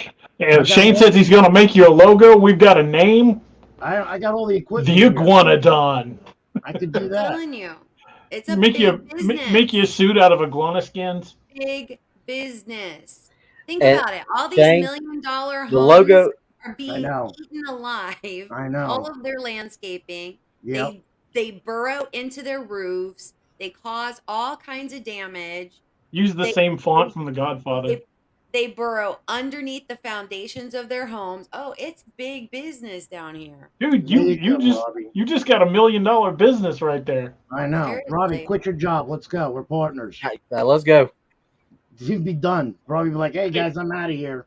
If I can get moved down there, I'll be in on that action. Oh yeah. You be the iguanodon. Robert Moore says Iguanodon says eat all your crayons and you won't fall out of the trees on a cold day. That's true. Yeah, but you know what? You know what the sick thing is? They're adapting to the cold weather where they're not dying from the freezing. Yes. That's the crazy thing now. I put a picture of the one coming out of my tree that lives in my tree. That guy is 7 feet long. Right. From the nose to the tip of his tail is 7 feet. There's your slogan, Ant. We'll track them and whack them. I like that. That's good. We track them, we whack them. That's a good one. Thank you, Richard. That was a good one. Oh. I got to send Grasshopper says sell iguana belts and boots. I got to send him royalty rights now when I get my catchphrases going. Thanks. Yeah, there you go. Yeah, that's a good idea. I mean, Kevin Bode says he thinks there's a government bounty on them. On what? No, it's a state bounty. They want people to shoot these things. Dude, you got a business model right there. They want, and there's not enough guys down there that do that kind of work. I know that. And a lot of people want them humanely gotten rid of, which is but you can't. You can't because they populate. It doesn't lay. work. DA, you know how many eggs they lay in a year? Mm-mm. Okay, in one satchel in a female, they've counted 32 eggs. Jesus. I've seen up to 70. Yeah. And they lay eggs what? Pulled out of a nest. 4 times a year? or 3 times a year they lay eggs? 3. 3 times a year. So you Yeah. think about that. 30 eggs, 3 times a year. Mm-hmm. It's a lot of friggin' lizards, Babies. man. Werewolf says you'll have to get insurance. Little Patty wants to know, do they really fall out of the trees when it gets cold? They Yes. did. They did. Yes, they do. If it gets cold enough, yes. Yeah, but now they're adapting to the cold weather. It's crazy. It's It nuts. has to That's get, why. yeah, it used to, you would kind of see issues with them when it would Right. get down in the 50s, 40s, Right. 50s. Not anymore. It's got to get No. really cold. The only time I saw a lot of dead ones is over Christmas weekend. We were in the 20s. Right. And, you know, And actually, some of them were coming back to life because they were what? Going into like a hibernation type? yeah, they will. Yeah. If it doesn't stay cold long enough. Yeah. Right. So, Mhm. yeah, it's weird how stuff, how like I said, predators adapt. It's nuts, man. How stuff in Florida is the epic center of Mhm. all these things crazy in Florida for some reason. It cracks me up how we started out talking about cryptids, and now we've got Anthony set up as the iguanodon of South Florida. It happens. What do you know? Dude, you got the truck, you got the means, you got the I got the equipment. equipment. I have the equipment right here. No shit. I got it Easy. all. I mean, I just got to get insurance and a license, which is nothing. I mean, really. And go down and hit And the his spot slogan plays into both of us. We track them and whack them. and whack them. Right. Anthony will track, Robbie will track him, Anthony will whack him. If Mhm. Shane makes me the logo up, like he said, I'll get door magnets made and put them on my truck. And T-shirts. And I'll get with Marty and I'll do a couple of jobs and see if she's satisfied. That's it. That's all she could do. Hey, we can turn Bucky into an iguana dog. Bro, they See used Anthony out there in his ghillie suit crawling across her front yard. cops will be drunk. See, and then people, the cops already know because I've watched some of the specials on them. They'll get calls and be like, "Oh, there's a guy in a boat with a rifle shooting on the," and they're like, "Yeah, he's shooting iguanas out of the tree, ma'am." But that's not legal. And they're like, "Yes, it is. We encourage it." You're gonna die. Yeah, You're gonna die. I like you're that. gonna die. Well, Oh you my know God, what that's so funny. my favorite lake monster is? What is it? Organism 46B. Oh, I was waiting to get to this I one. forgot about. Also known as the Lake Vostok monster. I forgot Yeah. about that one. Oh, I was waiting. I was saving that one. That's a But good one. I'm glad you brought that up. Didn't they My make a movie favorite. about it? Didn't they make a movie about it? I think they've made a couple of documentaries about it Yeah. too. But Is that This like an thing's SCP thing? crazy. No, it's a crazy. Let Marty tell the story. Go ahead. So it's Lake Vostok, and it's in Russia. And there was a lake, and I forgot how many miles of ice it was under. And it took like the Russians, like, I don't know, like 30 years or something to finally bore all the way down through all the ice to get to this lake. it's in Antarctica. It's a Russian Antarctica? ice Oh, station in yeah, Antarctica. there we go. So when they get down there, they come across this crazy thing. I guess you could kind of say it was like maybe like look similar to like maybe an octopus or maybe a Or- squid, something Marty, like you got that. pictures. Don't you have like drawings and stuff? Yeah, Matt and I did an episode on it. Yeah, I wish probably you do, could share actually. them. I wish you could I'll share look for that. them. But it was supposedly like it could shapeshift and look like other divers. It had venom that it would release into the water to kill you. Like it was crazy story. Really crazy story. Yeah, it's insane. But Let me the see. story is terrifying, and we don't know if it's true or not. I mean, of Right. course, when we start talking about any cryptid or any story of a monster, we've got no way of saying with 100% belief that this is true unless you were personally there. So yeah, we've got to keep a certain amount of skepticism. That's the word I was looking for. Skepticism, skepticalness. when we hear any of these stories. But there are some of these stories that are just really, really freaking compelling. And the Lake Vostok monster is one of those. It's really freaking bizarre. It really is. I found an article on it. If you guys will bear with me, I'll read the article. It says the creature designated organism 46B was an aquatic beast allegedly captured by a Russian scientific team near the research outpost Vostok Station. Organism 46B is an enormous 33-foot long, 14-tentacled squid-like creature which lived in Lake Vostok, a subglacial lake located under 2 miles of ice beneath Vostok Station in Antarctica. Jeez. The animal could release toxin into the water to immobilize its prey from a distance of up to 150 feet. Displayed an astonishing degree of shape-shifting. Its limbs were animate and aggressive even after amputation, and it showed a considered degree of both hostility and intelligence. The Vostok Station was established by the Soviets in 1957 and discovered to have been sitting on top of a massive body of liquid water underneath the glacier. Subsequently named Lake Vostok after the station. After 30 years of ice core drilling, the research team finally breached through to the lake on February 5th, 2012. The only encounter must have occurred sometime between then and November of 2016, when the story first broke, although exact dates have proven impossible to track down. Dr. Anton Padalka claims to have been part of the first scientific expedition to explore the lake. We encountered organism 46B on our first day. It disabled our radio, which we later learned to our alarm was intentional. It was also able to paralyze prey from a distance of up to 150 feet by releasing its venom into the water. Tragically, my colleague and lifelong friend was killed this way. Later, while diving in the lake, the group were attacked, the creature releasing its venom into the water, which took hold of one of them, then killing and eating him. As Padalka stated, he treaded water wearing a blissful smile as the organism approached him. We watched helplessly as it used its arms to tear his head off and then popped its remains in his mouth, as if it had hypnotized him telepathically. What the hell? I put the photo that I have right there, DA. You could send it to him on Messenger, Marty. He'll yeah, but it's right there. All he has to do is add it.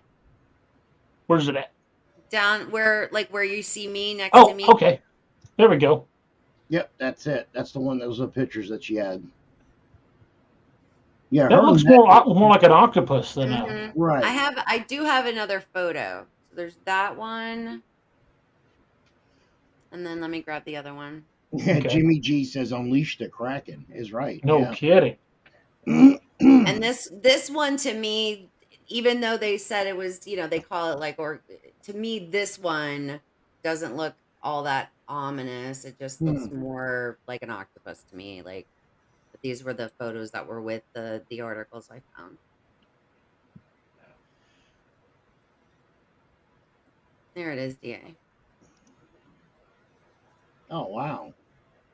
That looks like a giant. Is that a drawing? Yeah. I don't know. It's just something I found online. It looks kind of like it was like computer created. Yeah. To me, the first one really kind of.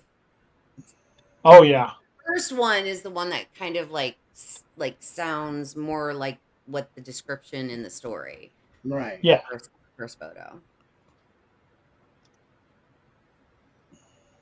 But I mean, it even says, did that article say where they lopped off one of its tentacles? Like they lopped off a tentacle and it went came back to life or something. It comes. The article goes on to say, it says, right? Still later, 46B stalked the group, displaying its shape-shifting ability. It shaped itself into the form of a human diver. We thought it was one of my colleagues swimming toward us in scuba gear. By the time the close scientists realized what it was, it had grabbed him and torn him to bits.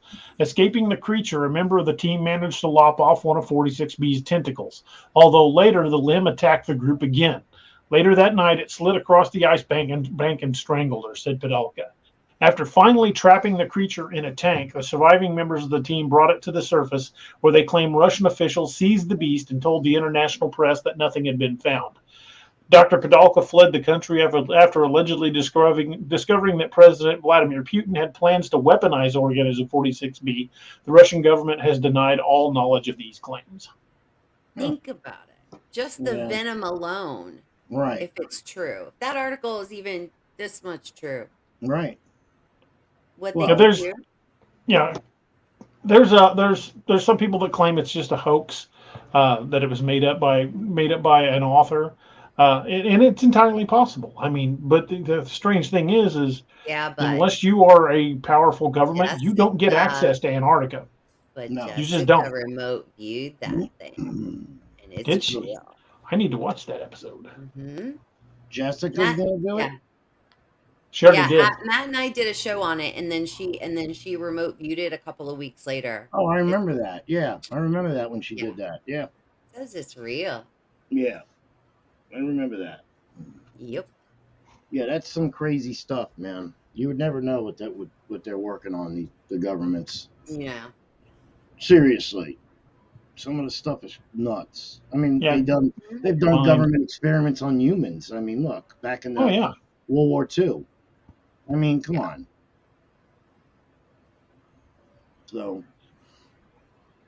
yeah, I think it is a relative of an octopus because of the shape of its head.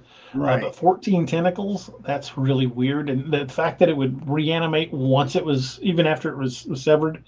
I don't know. What do you guys think? This includes everybody in the chat. Do you guys think this is real? Do you think it's a hoax? Do you think it's plausible? Actually reproduce limbs. I think it's very plausible.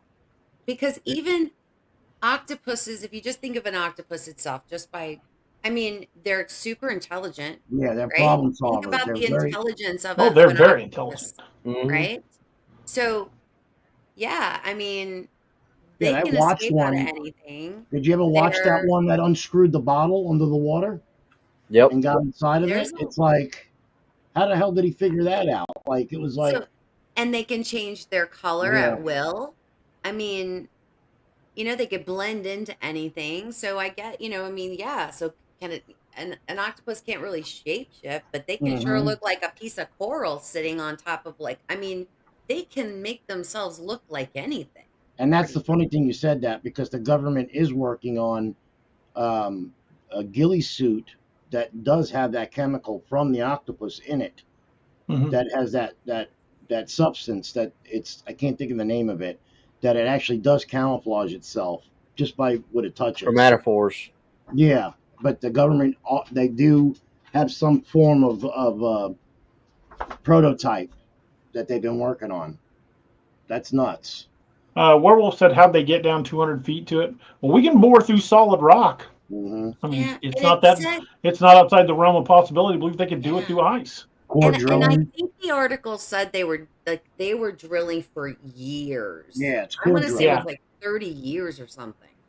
They core drill, frack, do all that crazy stuff. Yeah. So could be. I mean, yeah, I've seen them do it. They've done it out there. I think it's highly plausible and probable.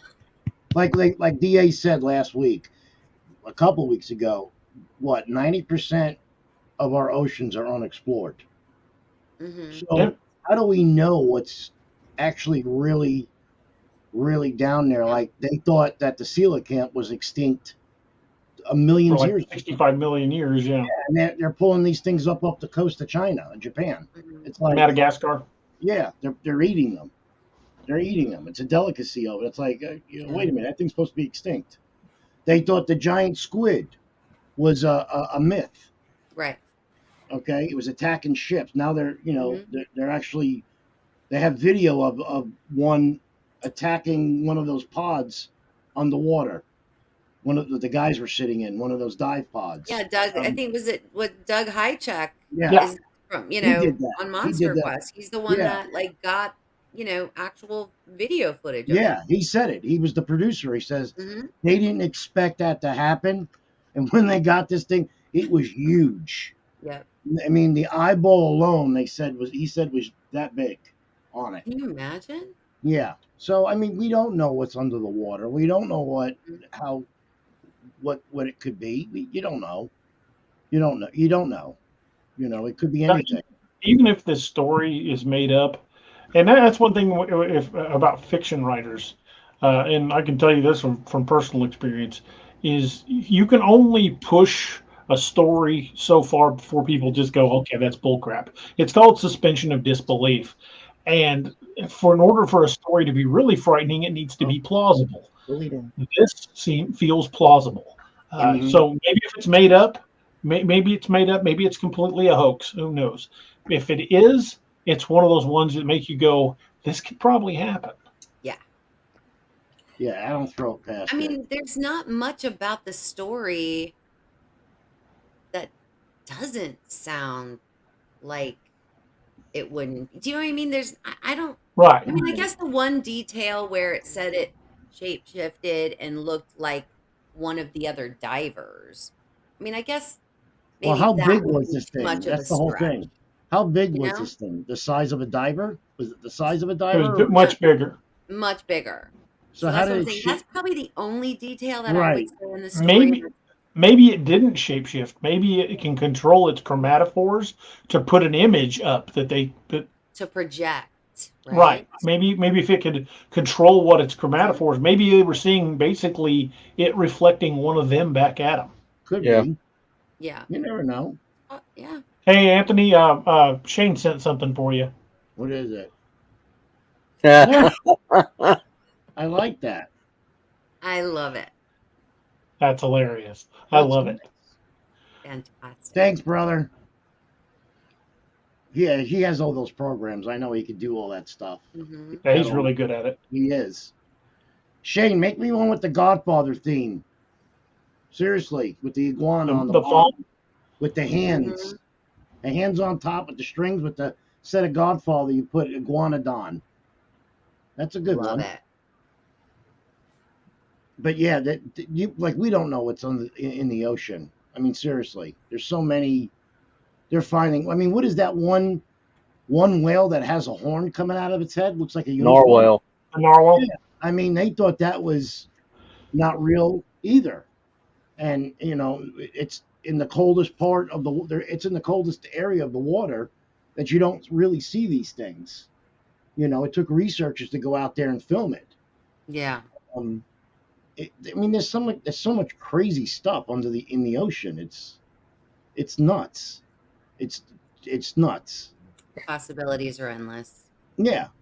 I mean, like people say, the megalodon is extinct. You know what? I guarantee you there's another form of a great white, like they said, that is big. We just found out the iguanodon's not extinct. No, not yet. But yeah, I mean, there's so much stuff. I mean, it could be from nuclear power plants, like the runoff. You don't know what's in the water. It could be anything. Anything. Plesiosaurs. Who knows? Who knows? There's accounts of people seeing them in brontosauruses in Africa, in the Congo. You know, flying reptiles in Papua New Guinea. I mean, come on. Yeah. Could be anything. I'm looking at the comments now, trying to catch. That's messed up. Thanks. That is messed up, Shane. That is a good one, though, man. That's. Oh. The helmet's got to be a little bit bigger, Bob. I look like I'm a. I'm not even going to say it. I have to be politically correct on the air. I can't use that word. Please do. I know I can't use that word because people will jump on me. Zip it. Zip it. That's a good one, Shane. That is really good. Send that to me, D. I got to save that. Will do. I'll put it in the co-host chat so Robbie can use it against you later. You almost look like the little army guy from Toy Story. Yeah, I do. I know. That's nice. Thank you, Shane. I appreciate that. Gomer Pyle, yeah. Robbie's got more ammunition now. This is true. Yes. I know. It'll be on every show. We'll put it on and be like, hey, look what I found. Pop it up. Yeah. Oh, I got the picture. I got it. Hold on, DA. Here it is. Yeah. Robbie's going to get it put on a t-shirt and wear it. That's a good idea. I would. Oh. Shane, make me one of those shirts so I can wear it to Ocala. Yeah, thanks. Should be walking around the Bigfoot convention on there with it on. Oh God. And I'll be like, and I'll have a little like arrow, and at the bottom just say I'm with him. Yeah. There you go. Funny. I'm with the iguanodon. Dude, that can be not just a good business, but you'd like shoot YouTube videos of that. Oh, I would have to. Go out and snipe those freaking iguanas. Well, they do that, man. There's people on YouTube that are doing it, that have YouTube channels that are killing these things, and they're making thousands of dollars just off of the YouTube alone. Not These even millionaires want them gone. Yeah, I know, because they are destroying their properties. I've seen it. Yes, and there's not enough companies down there to actually keep these things at bay. I know that. These guys are working year round, 7 days a week. Yeah. And they're actually working through the night, some of them, with night vision to catch these things. So, yeah, but you're right. You can't capture them and let them go. Where would you let them go at? You can't. Yeah. Because they would repopulate the area. Yeah, they would just keep breeding more and more. Right. The point is if you trap them, because there are some companies that do put traps out. They're not very successful, but but what do you think they do with them after they get them out? That's exactly right. That's exactly right. It's not like when you catch a pig and you have it in a trap. What do you think they do with them after they get them out of the trap? Mm-hmm. They don't shoot them right there. Some people do. No, they take them back to their property and dispose of them. Yeah. So, Pitt needed an air crayon gun. Yeah, thanks. And don't get me wrong, some of those air guns they use are $2,000 to $5,000. Those pellet rifles. Yeah. That these guys are using with high-powered scopes on them that would choke a horse. Mm-hmm. So it is a big business down there, and there's not enough people. I know that. I've seen that. Thanks. I love it. Anthony may just have a whole new business here. Mm-hmm. I'm not lying. I would actually just relocate down there just to get it up and running. I really would. I'm not doing anything. Really, I'm fighting with disability right now. I mean, I don't see anything happening with disability anytime soon. So. Well, you might not need it. Exactly. Yep. The only thing you'd really have your overhead would just be insurance. And gas. Because all the associations down here, you got to have general liability. Yeah, you do. I know. But the workers' comp you wouldn't have to get. You would just get an exemption. Right, for myself. For that, yeah. And that's it. It's not like you got to have a lot. And gas. Anthony, check out the co-host chat. No. Specifically for you. Oh my gosh. Do I have to put it up? No, you just need to look at it.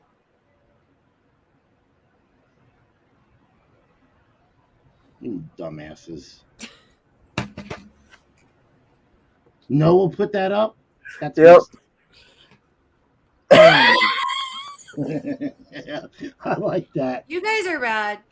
I like that though. That is pretty funny. That is pretty good. That is a good one. That was a good one. Yep. Yeah, Noah's just making me more shirts. I got good ideas. That's it. Sell, sell, sell. Oh, silver tip on your crayon bullets for dogmen. That's a good one. I wouldn't doubt it. Speaking of silver tip, have you guys been up to par on the Wolfpack show? What Wolfpack show? I hadn't watched the last couple episodes. Robbie hooked me up to this show that's on Paramount Plus. Yep. Wolfpack. Oh my God! I told you it was good. But excellent show. If anybody wants to watch it, it's called the Wolfpack. Wolfpack? On Paramount, yes. It is crazy good. Okay. It's about werewolf dogman, and they have I'm not going to tell you. You got to watch it. Don't tell me. Robbie got me hooked up. Yeah, Robbie got me hooked up on it, and I thought it was going to be like, it's one of those 90210 shows with No, this stuff is good. Good stuff. Okay. Oh, somewhere we derailed. Yeah, I didn't want to do I that. tried to bring us back. You did. I did. Yeah, but the Sometimes there's just iguanodon. no reviving it. Sometimes the derailing is so bad, there's no pulling it back. Well, you know, when you get the thing is, if you got a big long train, and the first few cars hit one of them things, they start going off, and then it may be able to start getting back on. But you know, eventually that crack's it's just gonna eventually derail the whole train. Yeah, I think we're totally derailed tonight. I mean, we're also an hour and 40 minutes into it. We did good. True, but yeah, we derailed pretty early. We've been on the iguanodon subject for probably 30 minutes. You know what? Everybody knows that. Couldn't have been that much. People don't have a problem with that. They love when we get off subject sometimes. So that's true. They do. You know. I think people would be more concerned if we didn't get off topic. Right. True. At least I one think good something time was wrong. Right. Well, that's kind of like the beauty of like the way that you guys do the show. You know what I mean? It's just you go with the flow, and it's the conversation, and it's, you know what I mean? It's not. Well, that's how it was with those guys from Ohio. Yeah, they were really good. Strange Road. Bub and Mikey. We did 4 hours with they were them really almost. good. Oh yeah. I mean, we just kept going and going and going and going and going because they had so much input and so much stuff that, you know. And speaking of input and stuff, have you heard from anybody heard from Jesus? Because I reached out to him and I haven't heard from him in a while. He's not on Facebook anymore, and he's not on Messenger. So I don't know. I know Jessica's having him on the show next week. I didn't know if I would try reaching out to him by phone. Yeah, I tried. I don't know what's going on. I'm just trying to check on him, see how everything's doing, and keep, touch base with him and keep in touch. But I'd like to get him back on too. Right, to get him back on the show. But yeah, he's cool. I don't know. Jessica's got him on the show next week on the no, not next week. This week, tomorrow. I think it's the 19th. He's going to be on. So I'll reach out to Jessica. Yeah, I got to reach out to Jessica. I'll text her tomorrow and ask to get a hold when she talks to him to switch, if I can get his new number and stuff, because I don't know what happened. He just fell off. But you know what? That happened to me a few times, and it seems like if somebody gets hacked, because a lot of people have been getting hacked. Me too. I have, yeah. On Facebook. So a lot of people are just like literally like letting it go and just starting new pages. So he could have started a new page. There's a lot of people doing that. And he hasn't been on his YouTube page at all. Yeah. Maybe he's been working. No new content. I mean, he may have been working a lot. He may have gotten some acting gigs. Yeah, it could be. He could be on location. I know he gets busy with that. Yeah. So, I mean, aren't they doing a new? Aren't they doing like a special of that show that he was on? Breaking Bad. I don't know. I thought they were doing a special comeback thing or something like that. Maybe. So I never watched that show. No. Mm-mm. It's pretty good. I liked it. I don't know why. I just never did. His name is Gonzo on it. Yeah, I just never watched Gonzo on it. I've never seen one episode. He's almost in every episode. Almost. My problem is that I am addicted to true crime. Oh, my wife loves those too. I can't help it. I love documentaries and true crime. Like I'm all about that. Love it. There's Robbie. There he is. Yep. Robbie left. No, I had to put Bucky on the bed. He was about to fall off my lap because he was falling asleep, so I put him on the bed. Oh boy! All right, so hey guys, why don't we take a minute and talk about our affiliates? Sound good. Well, I guess first off, we'll let the little doc talk for himself. So Here's a message about Dark Angel Medical directly from Doc. Hey everybody, this is Kerry Pocket Doc Davis from Dark Angel Medical, and you are listening to DA Ex Machina with DA Roberts.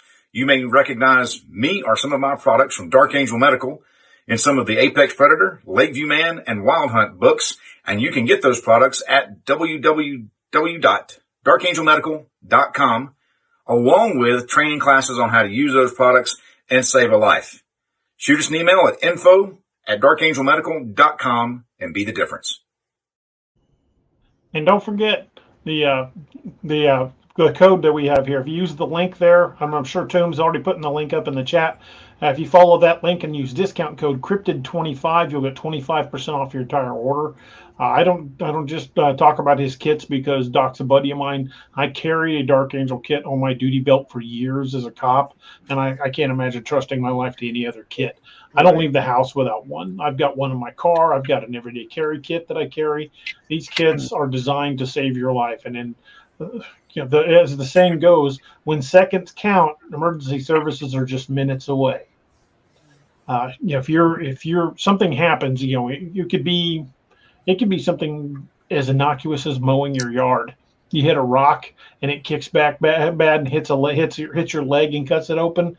You could bleed out. You could bleed out fast.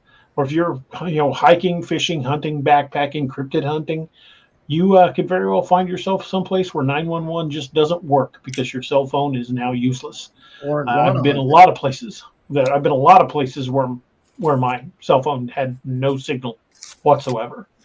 And it's not that uncommon, especially if you spend any time off the beaten path.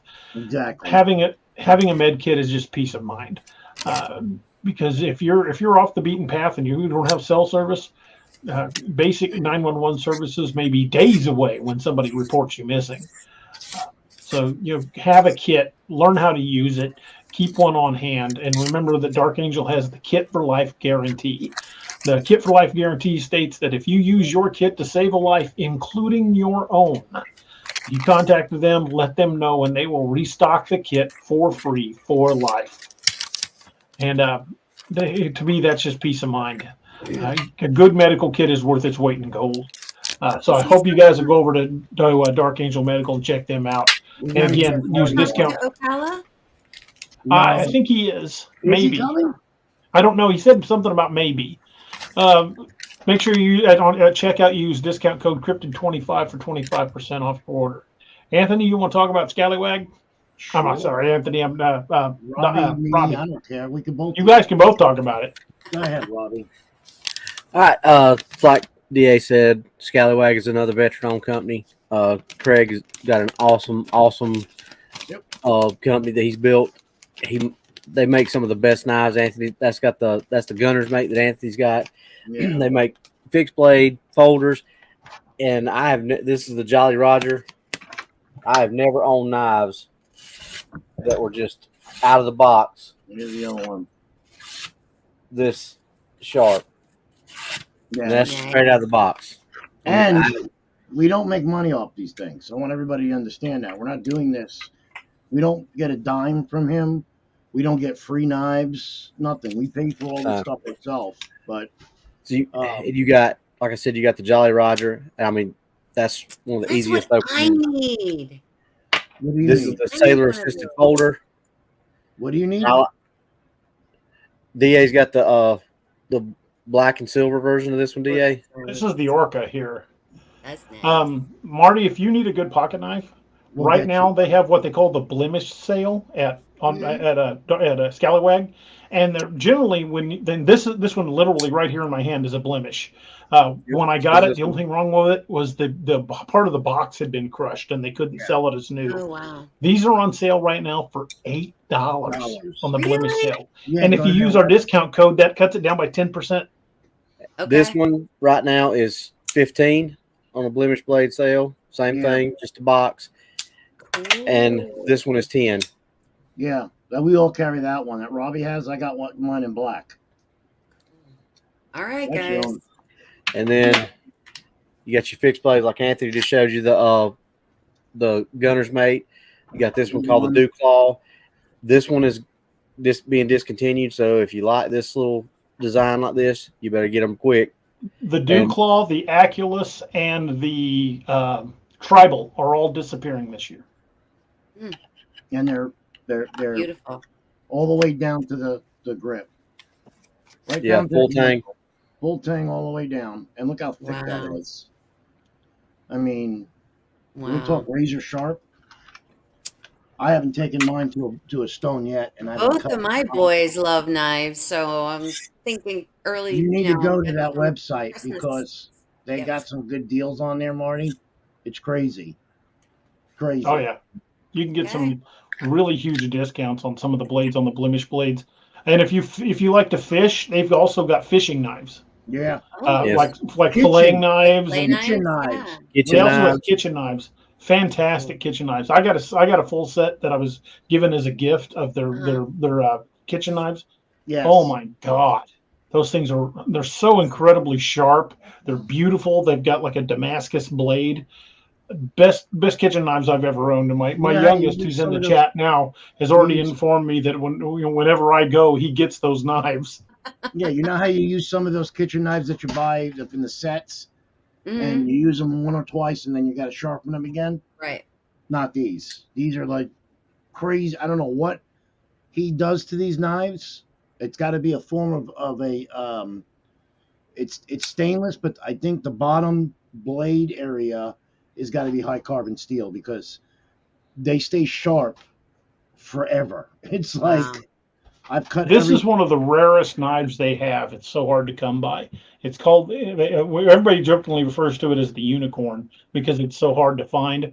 It's called the Valhalla. It looks like a Tonto blade. Yeah, and it is just freaking wicked sharp. I love this knife. It's just an absolute beautiful knife. It's comfortable in your hand. It's got a good thick weight to it. Solid tang all the way through.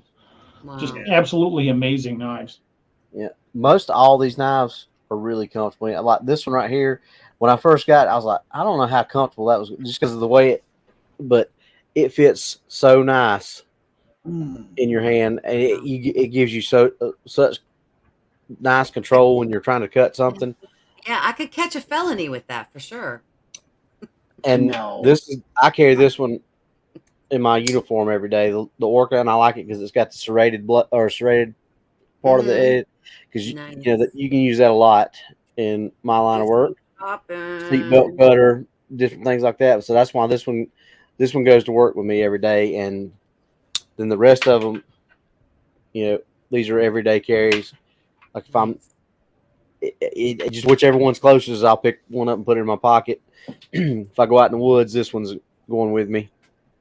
And if you go over to Scallywag Tactical, use the link below that's popped up in the chat, and at your checkout, use discount code DARoberts10 for 10% off your entire order, and that includes the already discounted blades.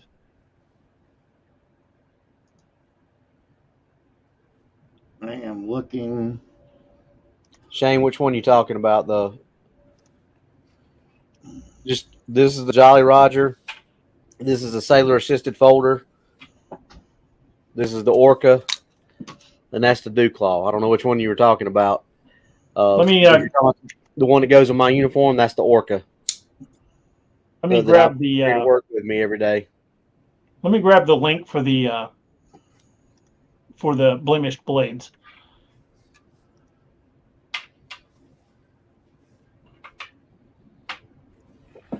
I'm going to post this link. You guys go to this, and there's a little drop down tab, and you can select. There's a whole list of knives that they've got on the blemish sale, and when you select that knife, it'll pop that image up of the knife and tell you how much it is. Awesome. I'll show Marty the kitchen knife set. Gary, I use my knives every day. Literally, if I'm leaving the house, I've got three things that go on my belt. I've got my EDC kit from Dark Angel, which is a basic trauma kit. I've got my Glock 26 and this. I have cut literally everything around my yard, and boxes and Amazon packages and everything under the sun, and it's still just wicked sharp. And they've also got that same one that DA just held up. They've got it in blue too, the Jolly Roger. And even this, you can find those on the blemish sale, and I can't remember how much they are. They're like less than $20. Which and one? It's the Jolly Roger. You can find the Jolly Roger. This one was 10 or 15. One of them was 10, one of them was 15. I can't remember which one, but neither one of them over $10 or over $15. Yeah. I mean, either way, they're regular retail for like 45 or 50. Yeah, both of them are $45 retail, and then one of them was 10, Wow. one of them was 15 on the blemish sale. I paid more I got both of these knives total, shipping and all, for $26. David By says, I carry my Jolly Roger every day on the truck, and it retired both my Kershaw knives. I've had it for months and still don't need to sharpen it. Wow. Yep. My Kershaw is now moved into my collection drawer. Yeah, I'm going to show Marty if I can get it up. The kitchen knife set, it's phenomenal. And it's not expensive at all. It is 12-year-old too. $75, and it's on a magnet board, and it comes with 5 knives. Let me see if I can pull it for her. That may just be the magnet board. You might have to read that. It might be, but let me see if I can pull it up for her. Hold on a minute. All files. Here it is. It won't let me transfer it. I don't know why. It's got to be a PDF. Don't worry. I'm going to go check out their website as soon as the show's over. Oh, here we go. Look at this one. I love it. Oh, that's fabulous. Oh, I like that. Yeah, that's nice. But Shane, you got to say the iguana Don, not the. Gotta be 2 words. Yeah. And you put quotes around the word Don. I like Put that. a little iguana in between iguana and Don. Yeah, I like that, man. Little iguana. I got to save that. How do I save that now? I'll send it to you. Okay. I got to get that made. That's pretty cool. I got to get that. But yeah, their knives are super, super duty. I mean, they're sharp as hell. I couldn't believe it. Could not believe it. They're really good. I have a little announcement. Shoot. So, I don't know, I don't know how many of your viewers also, were also viewers of Bigfoot Odyssey, and Daniela has her channel is Hidden Existence. And so her and I've been talking about I'm going to be doing hosting the Encounter Hub on my channel as well. So I don't, I'm looking forward to that. And for anybody who doesn't know what that is, if there's anyone that has an encounter, doesn't matter whether it's Sasquatch or Dogman, doesn't matter what your encounter is. A lot of times they're very traumatic, and it's difficult for people to process these kind of encounters and traumas. And, what we basically do is we have a private stream, just like what we have going on here. And it's not, it doesn't go live. It's just strictly private, so that people can kind of fellowship and kind of talk about their experiences and how it's affecting their lives. And so that we can all kind of help each other. So we're going to be getting that off the ground pretty soon on my channel, hopefully next month. It'll be probably starting in May that I'll be kind of doing that. And helping her on her channel as well, doing it there. So it's almost like a therapy probably. Yeah, well, I mean, it's not really therapy. I mean, it's just a group of your peers that we've all had some kind of an experience of some kind, right? And with a cryptid, and it changes you, and it does traumatize us. And so I just, it's something, it doesn't, like I said, it's just to help people. And that's what I've always wanted to do with my channel, was help people. And this is a way that I can do it, and be a service. I think it's a good idea, because people do not want to go on the air. Yeah, there's a lot of people who don't. They don't want to come on your show. They don't want to get ridiculed and be made fun of. And, took me a long time. Yeah. Or their job, or maybe their job, they can't go on a show, they're afraid that they're going to lose their job, or, you know, I mean, it's it's a Right. problem. It can be a problem, you know, and so yeah. So that's what I'm going to be doing soon. So That's a good It's idea. awesome. Very good idea, I think. yeah. And I think you'll let a lot of people open up more that way, and probably will Mhm. come on the air after they do talk about their experience, that they're comfortable doing it. Yeah. Hmm. I mean, No. and again, that's their choice. It's not, Right. I'm definitely not doing it to get guests. I don't want Right. anyone to get that idea at all. It's about being a service to the community and doing something positive for the community. I think Not, that's awesome.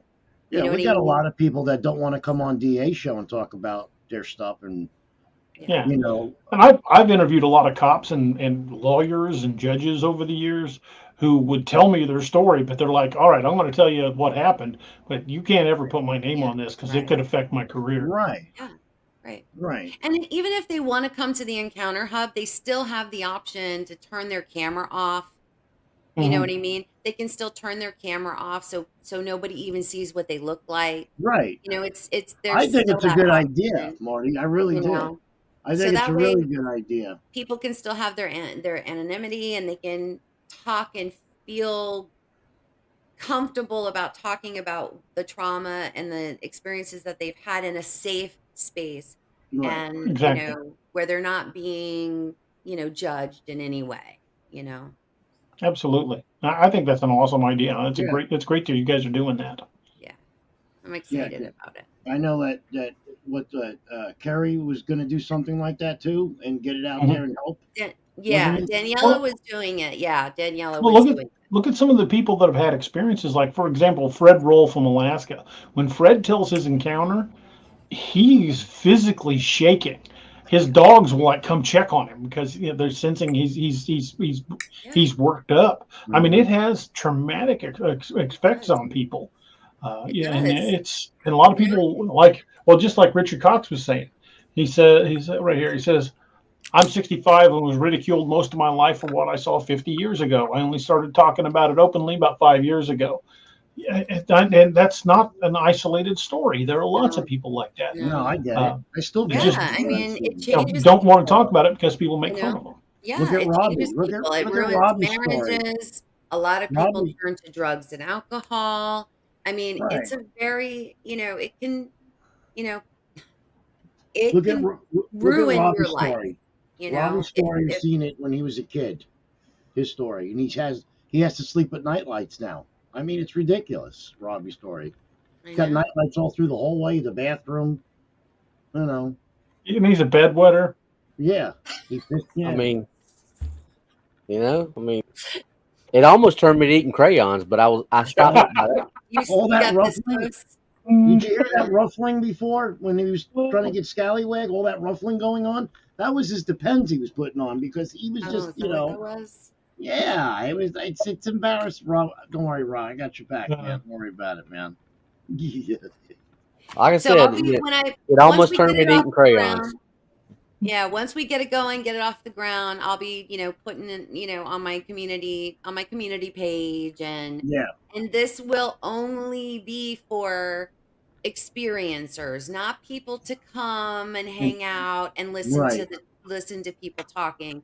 It needs this You is have to have for a story, people right? who Something that happened need to to, you. yes, they need to talk about it. They need to get it off their chest. They want to share and fellowship with other experiencers, not for people to come and gawk. I'll tell you that right now. No. It's for a serious reason, to help people. So Look at my name, Marty. I just seen that DA put it up there. Ona Iguanodon Extermination Services. Thank you. I love it. I like that. Oh, I love it. Look, they planned out. Everybody has planned out your future. that's true. We're just trying to help. That's right. That's what friends are for.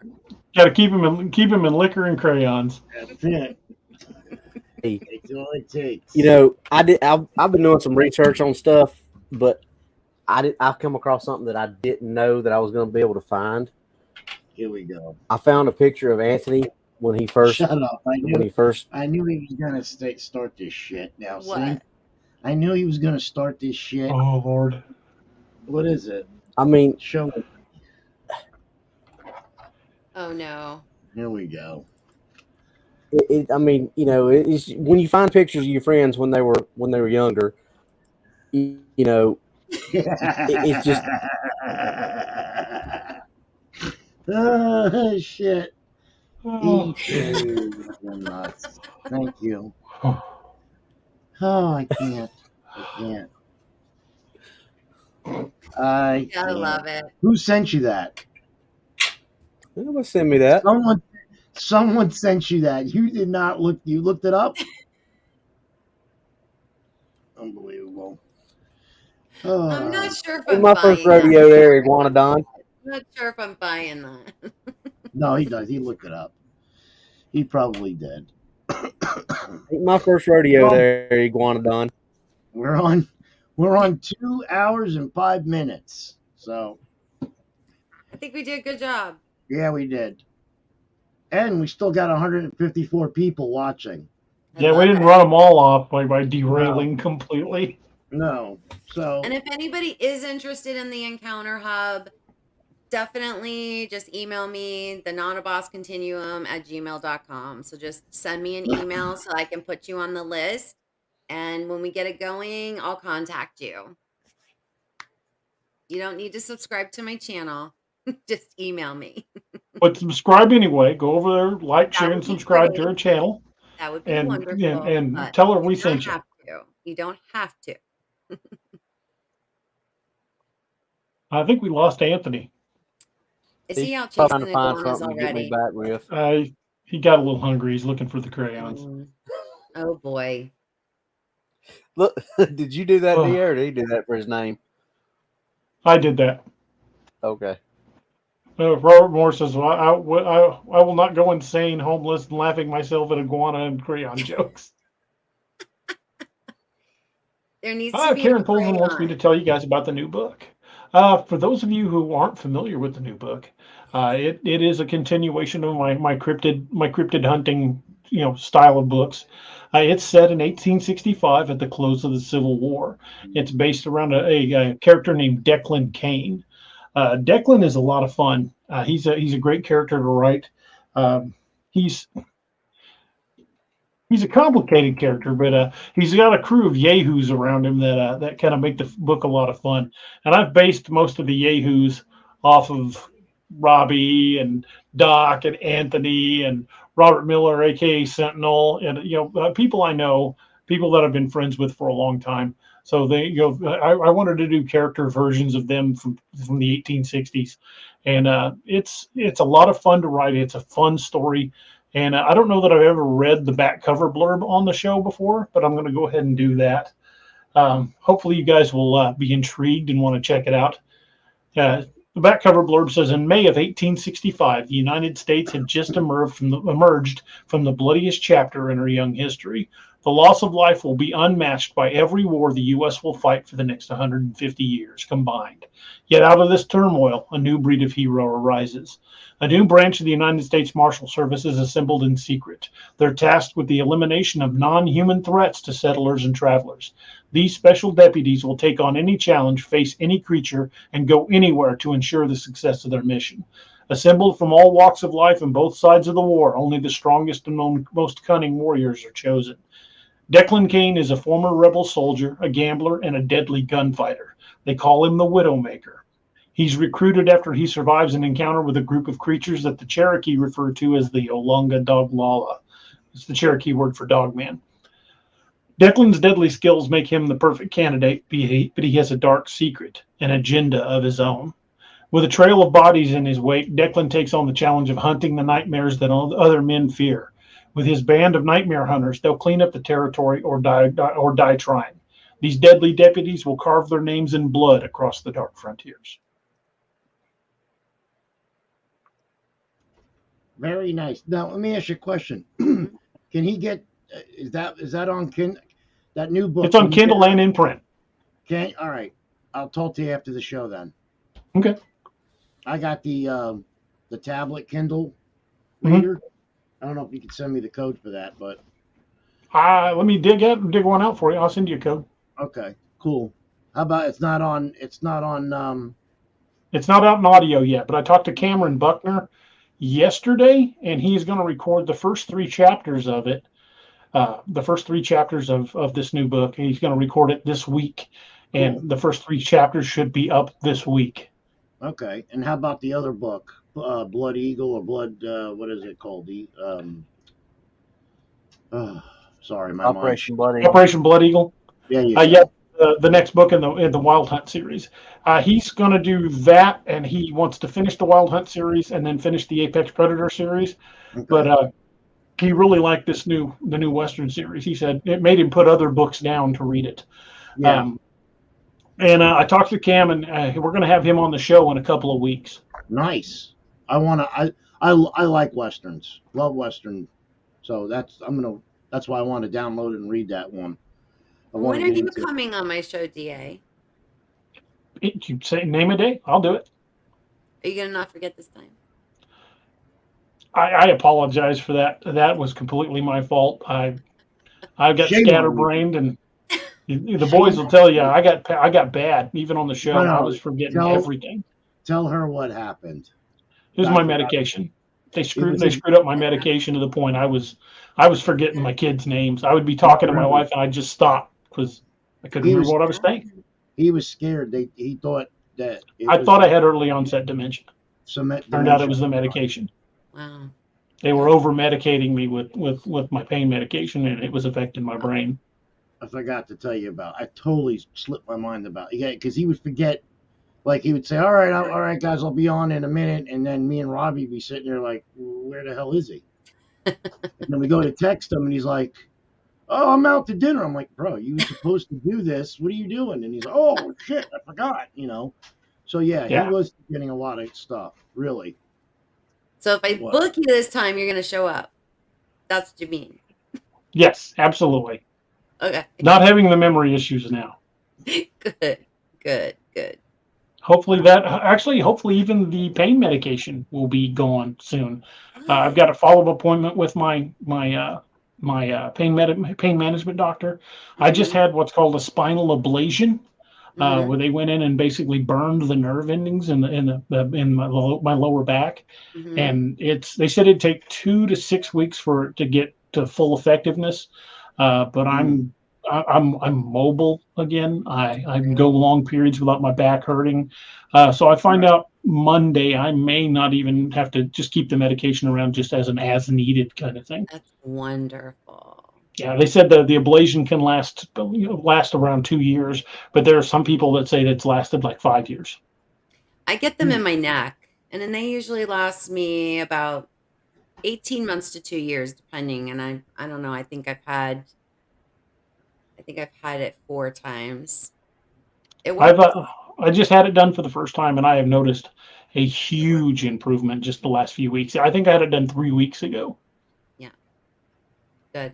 I'm so happy for you. It's amazing when you're pain-free like that, And I really, really do hope that eliminates the medication, at least, for the foreseeable future. And now that they know the spot where they do the ablation, next time I don't have to go in for the test shots. I just go in and they hit it again. Yeah. Yeah. So I just schedule it, get it done. And but they warned me. They're like, "You're not fixed. Don't think you can put the duty belt back on and go back to fighting with people. You're not fixed. Right. You're still banged up." But you feel like you are because you don't. Your brain doesn't get that signal. It doesn't tell your brain isn't getting the signal telling you that you're in pain. So it's amazing to me to be able to get up out of my recliner without help. I can just grab it and get up. Yeah. And they're saying that it's not even at full efficacy yet. So hopefully in the next couple of weeks, I'm going to be back out in the woods. Good. That's the plan. Be careful though. Oh, absolutely. Yeah. I've got my youngest son who's into this, and my wife goes with me, and we all go armed, and I've got plenty of scallywag and plenty of bang sticks to go around, and we'll definitely be careful. Family Plus, day. I've got we've got a lot of places around here we like to go. There's a valley called Moon Valley. Down on the Niagara River, and there's some really interesting stories that have taken place down there, and I want to go down there since the area that used to be the campground is now private property. The campground got shut down about 20 years ago. That's now you can't get in there at all. It's posted no trespassing. That's where I want to send the drone down the river. That's gonna be cool. I'm gonna go down there and the best thing that best results I've ever had is just go someplace and sit and be quiet. Yes. Just be amazed what you'll start hearing once you just shut up and don't make any noise.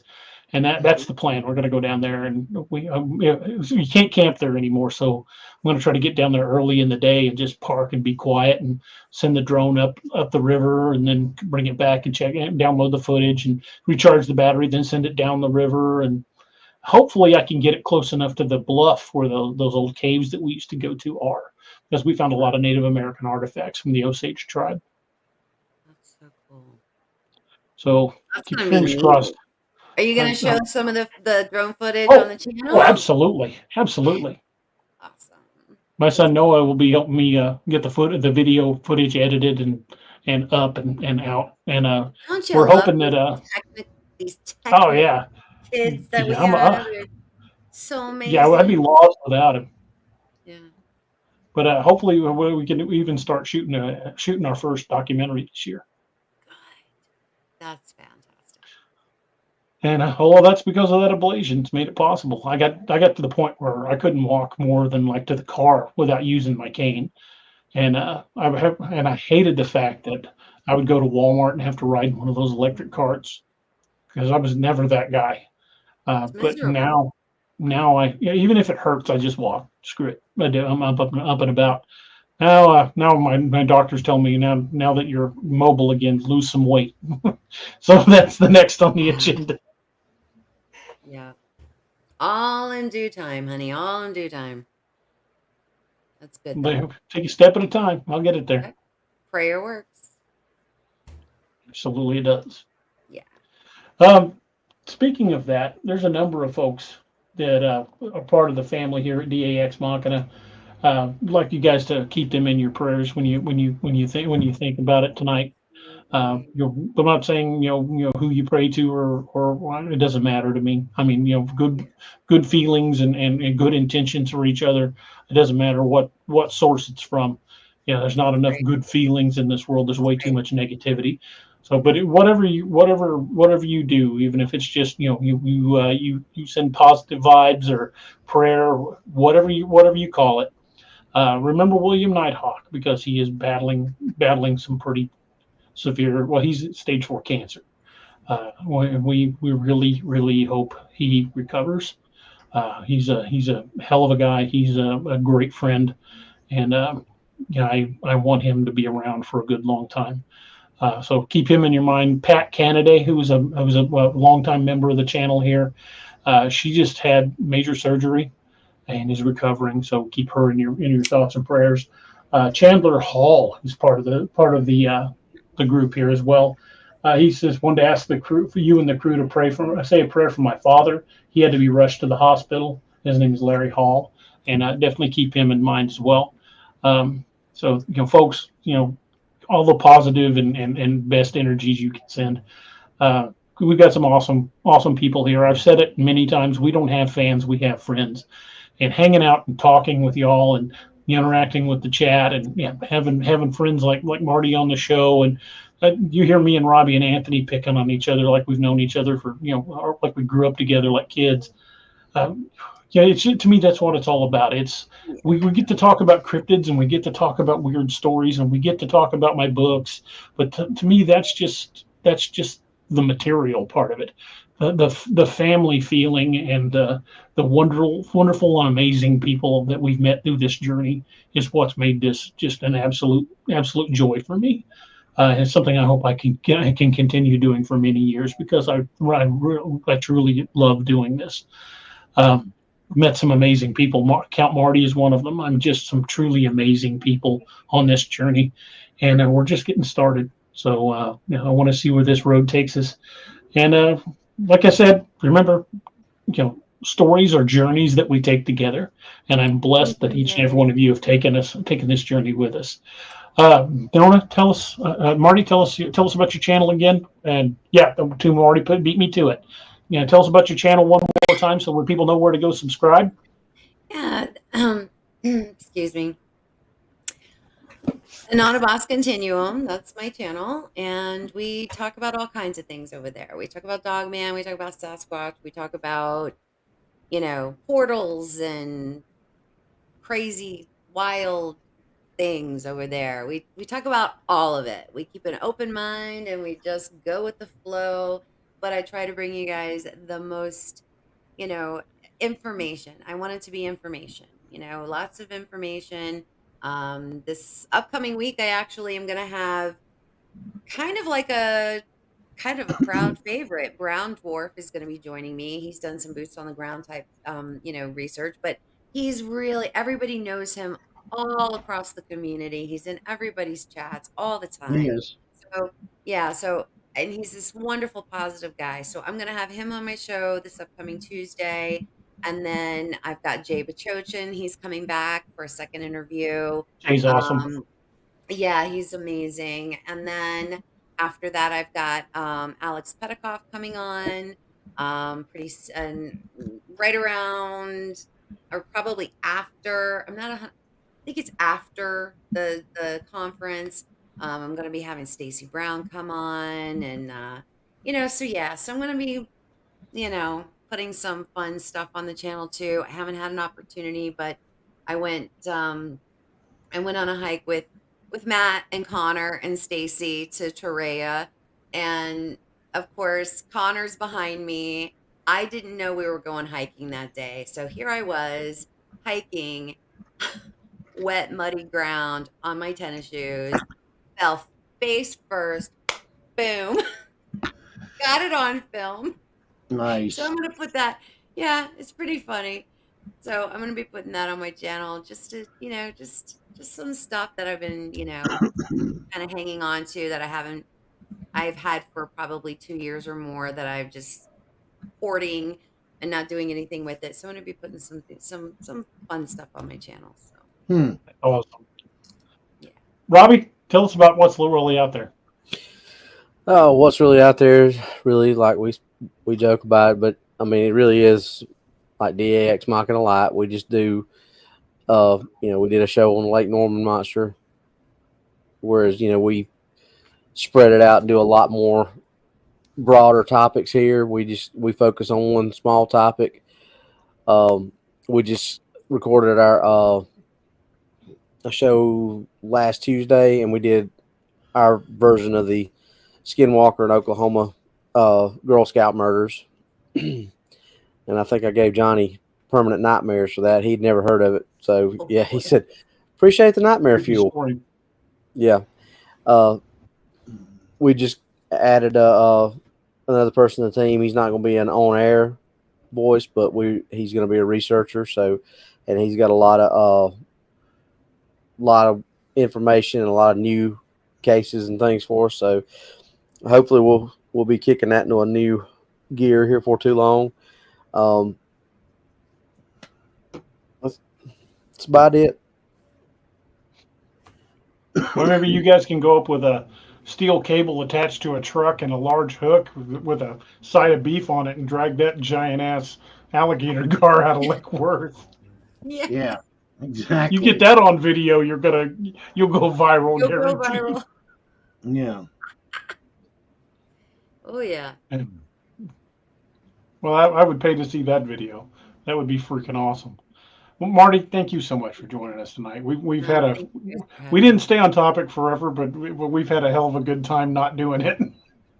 Been fun. Thank you guys so Yeah. much. Making fun of Anthony. Yeah, of course. Absolutely. Good material over there, Thank you so much for being with us. And Robbie, Anthony, brothers, thank you guys. Yes, thank you. Yes. Hopefully next time we'll have a doc sighting. Thank you for all the folks in the chat tonight. We've had an awesome, lively chat. People have been commenting constantly, and it's freaking awesome. We love that. Again, don't forget to check out the new book, Dark Frontiers, First Hunt. It's out there, and hopefully you guys will check it out. And thank you guys again for being part of the DAX Machina Nation. And we will see you guys on Wednesday night. So tune in then. We'll announce what the show is here in the next couple of days. But again, thank you guys for spending part of your weekend with us, and I hope you have a wonderful night and a wonderful rest of your week. Good night, everybody. Good night. Thank you for joining us. Catch us again Wednesdays and Saturdays on DAX Machina. A special thanks to all our channel members and Patreon supporters. Please make sure to like, share, and subscribe.